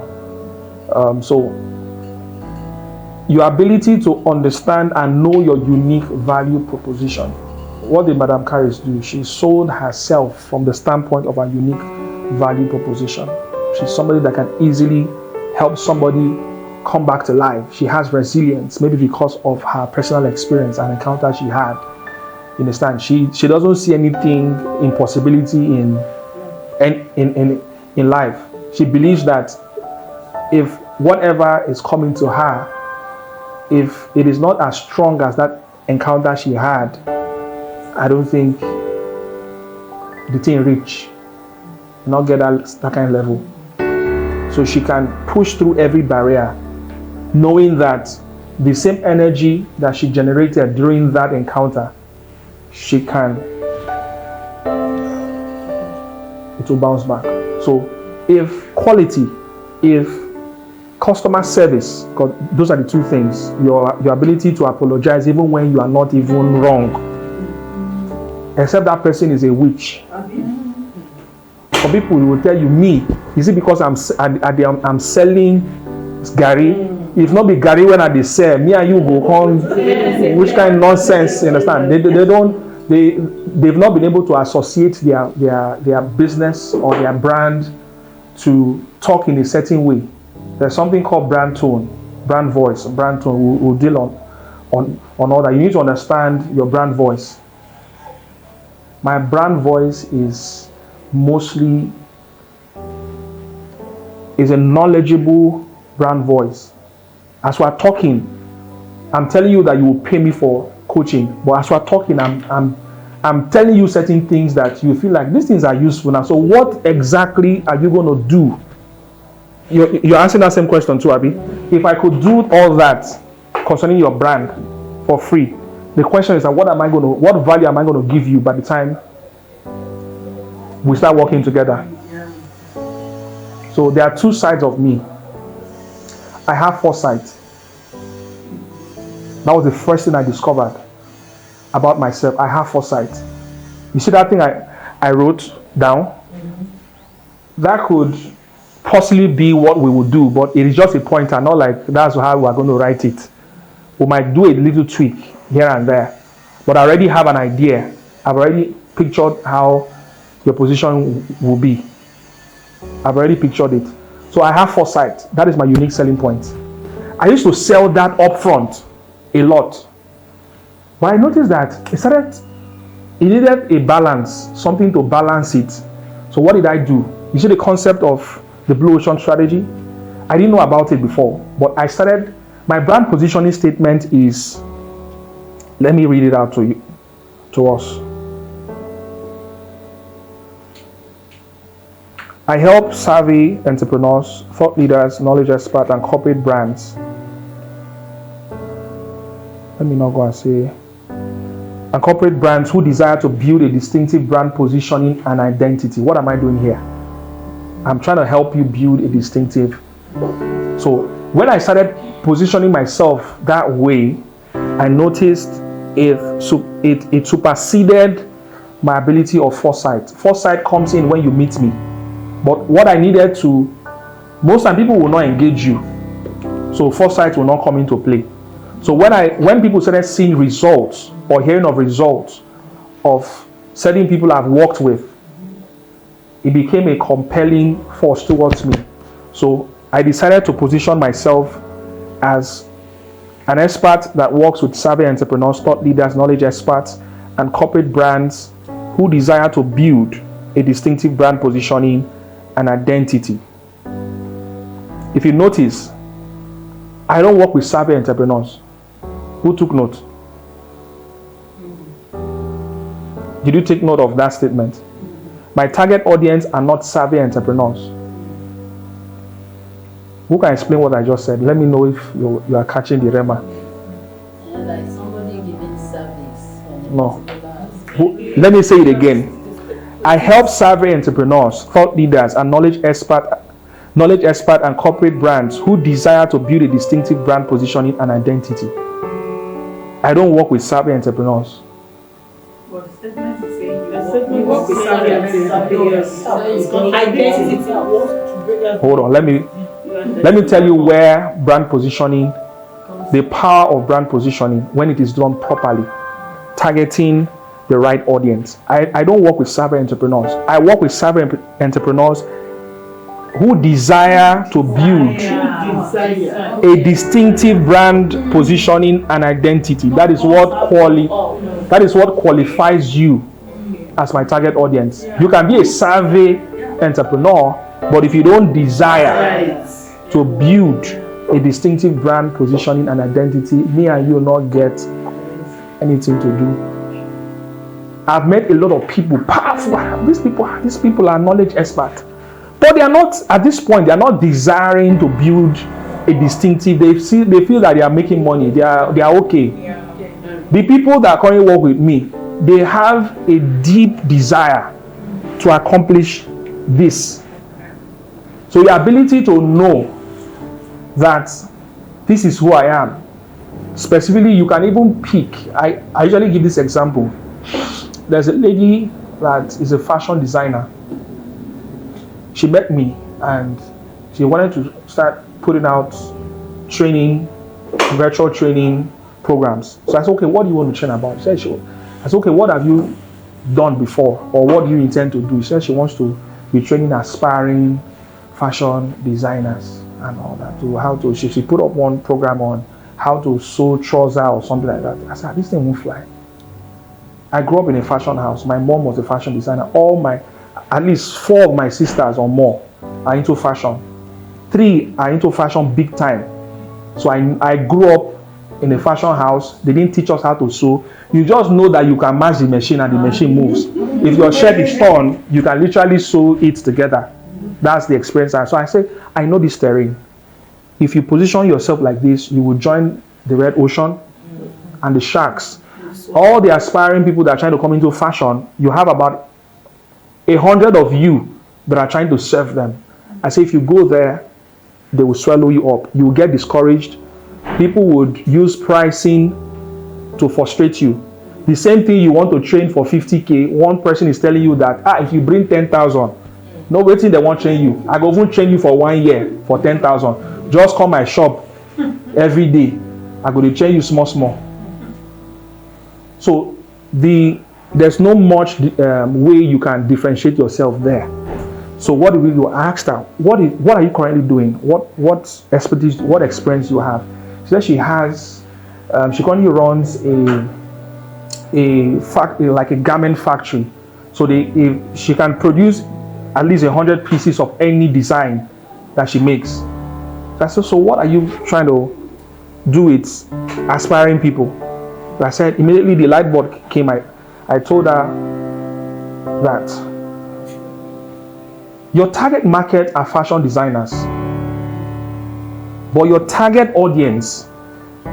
So I asked her, how passionate are you about this industry, the garment manufacturing industry? She said she loves it. Immediately this lady put me in a masterclass, started talking, and so I kept quiet.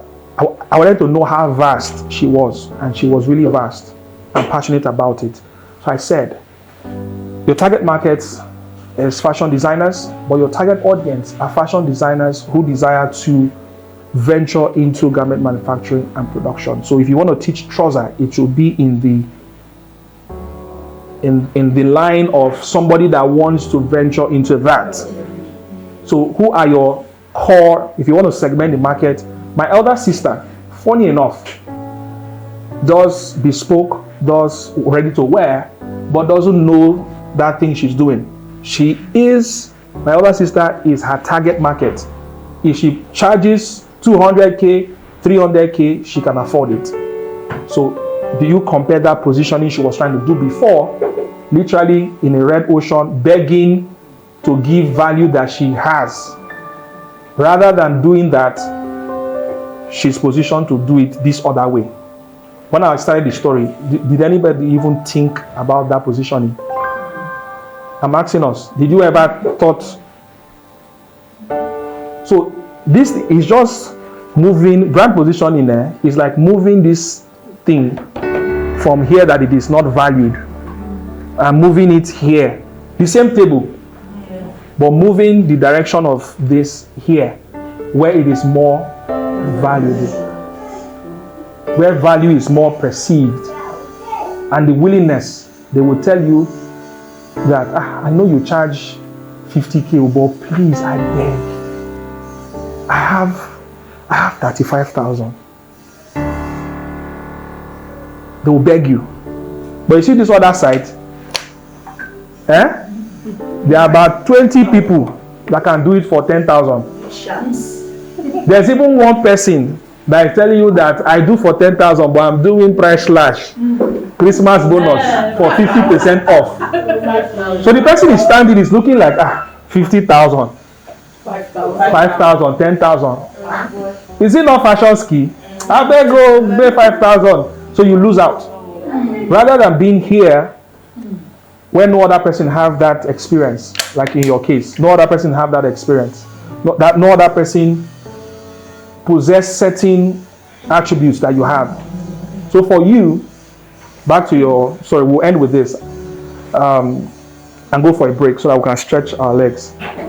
For you, if you can project more, that unique attribute that you have, customer service, quality for good products, and so many other things that surround what you just said, can be a unique, it can be a seller for you. People just know that if you need good products, there's somebody that I can trust can deliver that. So we need to go into certain aspect, the aspect of you sourcing product and not wanting to, you need to understand how to build conversations up so that you are not just getting value down. While you lost that Gary business, you were more concerned about value coming to you. You were not concerned about, you know, if that lady had maybe family problem or something, if you had built relationship up, she would have told you that this is what is going on with me. Even if she had absconded for a while, she would have come back, and because you have built relationship up. You understand? You only build relationship down. So even in that Gary business, you need to understand the value chain. So value can be explored up and down. Don't restrict yourself to serving customers. As good as serving customers are, customers pay you money. Most customers don't even want any interaction with you. Once they get the value, they are gone. But you see these guys across the value chain, because you are here serving the customer, you are as important to them as the customer. Without you, they can't get here, no matter how good that product is. The company this team is trying to promote, I know we would outrun most other teams trying to promote that business. I don't think they are ready for what is coming. I don't think they are ready. You see this knowledge I'm sharing? Is what supercharges your approach. Like I said, you don't need thousands of followers. I don't even have thousands of followers on social media, but I know my target audience. I'm strategically, how many persons here, if there's a possibility, this program is 7 modules. I have 2 other courses, self-paced course on how to, one is offer, and for those of us that are experts, if you want to create a product, you already have products you want to promote, but if like somebody like her, she's a knowledge expert, she has certain knowledge, she's trying to trade her knowledge as value for money. You understand? There are other aspects of this program. Averagely, it will take you 3 months to go through this. How many of you here, after going through this first session, will never enter the second? The more we are entering into it, it becomes more practical. You understand? Thank God that even the slide didn't even work, or you would have been bored with the Blue Ocean Strategy drama. So I just sieved the concept, understand what it is, and I was more practical using storytelling and bringing examples to drive it home.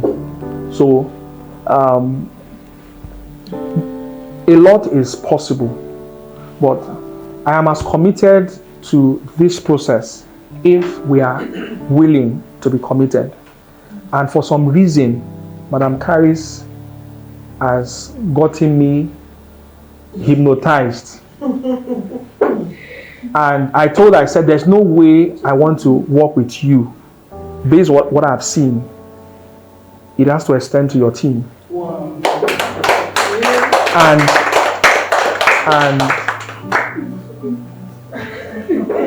there's a clause. Okay, what's your challenge? In fact, with all these things said, it has waken me up. Thank you for seeing the light.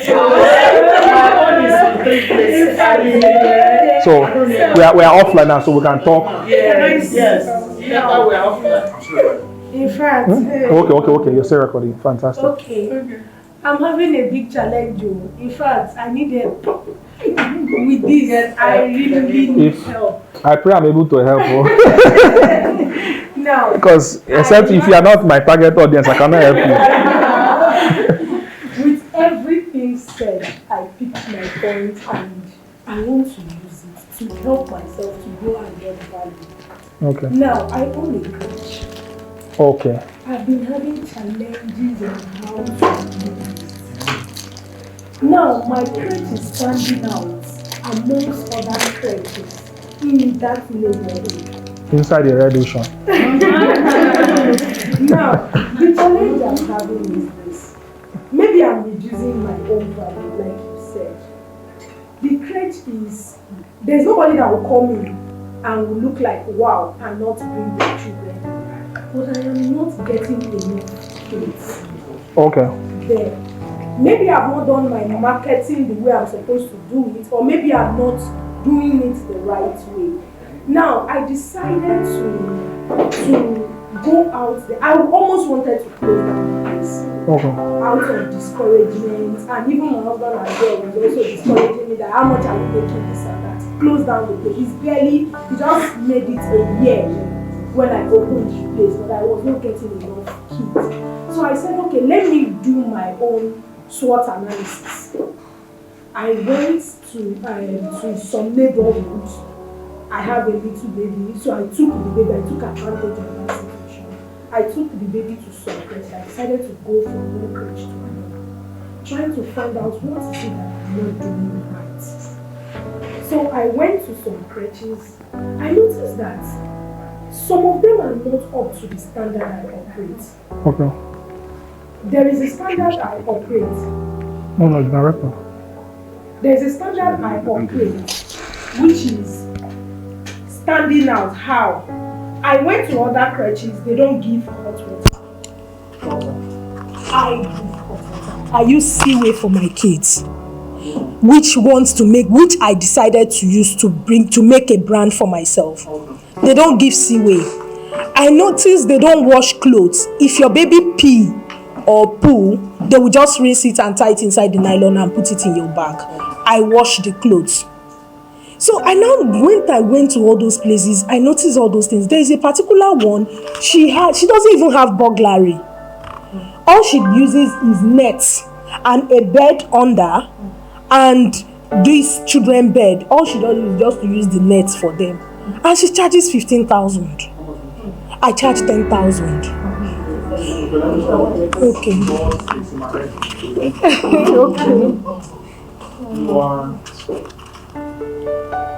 We're trying to raise, let me use value innovation to help you understand. We're trying to solve the problem that is not important. You understand? There are some people that took off they have like, their parents give birth to like 10 children. They are the most senior. They took care of the last born till the one that is close to them, that's as matured as them. Can you compete with that kind of person? The person didn't learn child psychology anywhere, but that experience, the person is effortlessly doing what he or she has done for donkey years. So you cannot compete with such a person. So the only way you can come in, if you can be patient, it's not an overnight thing. Be patient, go online, search for courses on child psychology, search for courses on how to structure your crèche. I don't know if there's Montessori with crèche. Is there Montessori with crèche? Yeah. So take those courses. Don't close down, even if it's not as profitable or the way you want it. Acquire knowledge and arm yourself. When you have that knowledge, we can talk. For now, there's no solution to your problem if you don't have that knowledge. There's nothing I can do. So where do I get online? Just go online. See, if you are inquisitive, I talked about value chain. In that value chain, to acquire that knowledge, there are people above you and there are people below you. I want to learn child psychology. I want to learn, where do I learn it? Ask Google. You see a lot of, you will stumble on, maybe I will link you to someone. I will link you to Stanley. Stanley is a counselor. He's a professional counselor, so he understands child psychology. Maybe he can put you through that. There are communities on Facebook that address those issues. Join different Facebook groups where they talk about Montessori, how to grow your crèche, and all that. For me, as there's something I'm trying to do with schools, but like I said, I'm not going to teach anybody. I don't have the skill set to teach you child psychology and all that. Once you know those things, then we can talk business. But once you don't know those things, right now I can't help you. The only help I can give you now is what I'm telling you. The insight I just got by you saying hot water and all those things. Those things are not value. Yeah, you are trying to raise aspects of crèche that is not important. Did you even eliminate anything? Okay, you eliminated maybe possibly the environment. Some people, they just carry the pig. Mostly some of these, sorry, all these Yoruba people, the local ones. It's not where the child is. They even lead the Peking to trek, go the third street. So what are you saying? Your environment too matters as well. So I think that's how much I can say. I don't know if it's any contributor. Anybody has any other thing to tell her? I don't know. Yeah. I don't really have much to say, but maybe it's from where I am coming, because I came from the financial world. Okay. So distribution, I later find myself and left the banking work for distribution for a big company. But I discovered that I am the kind of person that wherever I am, if it is no longer giving me what it's supposed to be, or maybe I look at the future of that thing, it's not going to be well, I'll shift ground. You understand? So when I came to the distributing world, I discovered that no, I cannot be here forever. Let me go out. Just like you said, it's today I'm kind of getting the real meaning of red ocean and the blue ocean. It is today I'm getting the difference between the two of them. So when I left that distribution world, I went into another thing, into food selling. But I discovered that food selling, the cooking side of the food, I discovered that I had a very good brand, a very good product, but I was in a wrong place. So I had to pause it. That was the then 2020. Then I now went into network marketing. But even with the network marketing, I still want to have a personal product that I want to use as retirement business at the end of time. So I'm battling with it. What do I do? How do I go about? Just an insight of what will take me there. Okay. This is your case, and we need time. Okay. I will. If we eventually, let's go on a break. Let me break. Broad over it. If I start it now, we will not go on that break. It will take a while because I need to ask you certain questions to give me a sense of direction of what to say. The good thing with this process, as of yesterday, after coming to this place, the conversation we're having right now, an idea dropped in my head. I haven't told my wife. Even when I told my wife, she said, "That's a brilliant idea."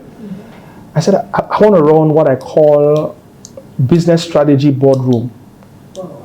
So basically, I will have people come in like this because of this, their video conferencing. We'll just stream live on YouTube. Those in the room can bring their issues like this. So we could have other experts, not just me. Mona no swallow me with, because I don't get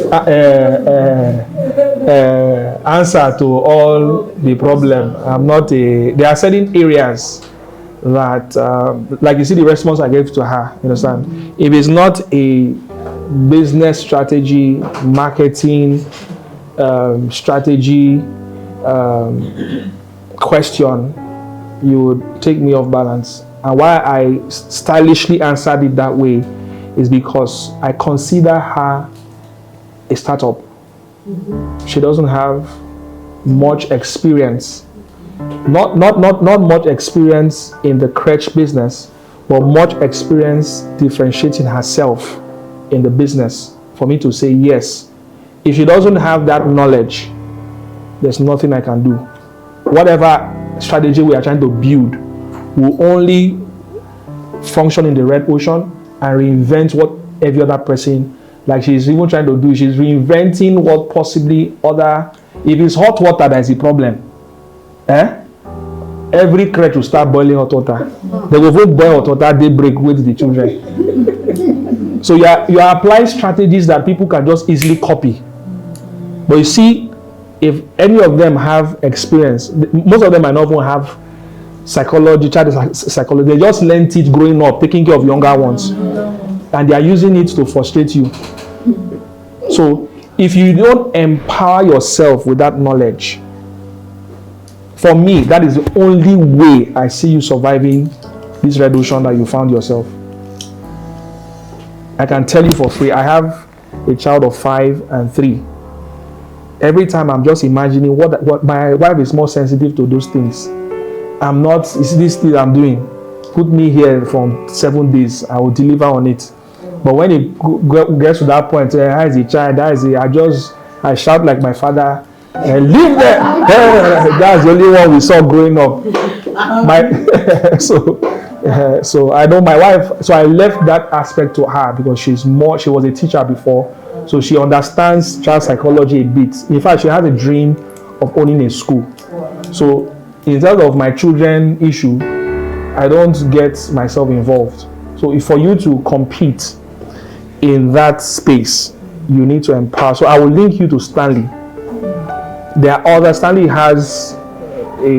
knows a lot of people that are counselors in different areas by virtue of his positioning. So he can help you. He's somebody that is very vast in that area. I'll push the thing, give somebody else that can. So possibly we might, if that idea really materialize, I think these sort of sessions, people need it. If people join virtually, they can even ask their questions. You understand? So imagine there's a platform where whether you are joining virtually or on-site. In fact, coming on-site itself will be like a special thing because we just have how many seats for on-site.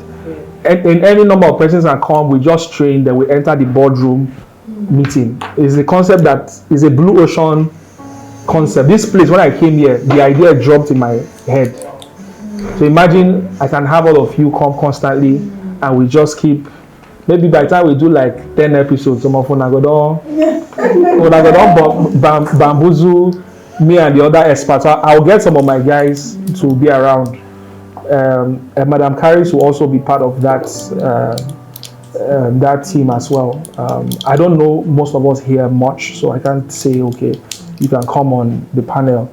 But those that I know within the networking space, Dr. Amara, Oge, and some of these other guys, I will talk to some of my other guys from the other wing. We could bet a concept that is different from what is available online. We have a lot of this podcast and all that. No one is really focused on helping businesses. Yes. They're just saying rubbish. So if it's not cookie marathon, it is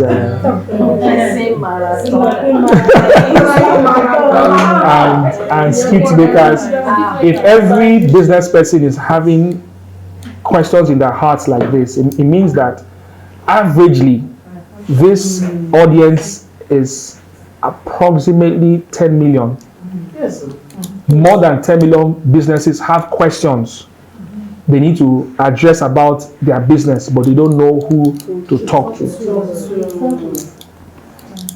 So already an idea has been bettered from this conversation. Though I had it before coming here, but as we're having this conversation, I just realized that we can actually have a reality conversation. And when Grace came up with that, when I was writing, I said, God, man, don't go for my hand. This thing is live.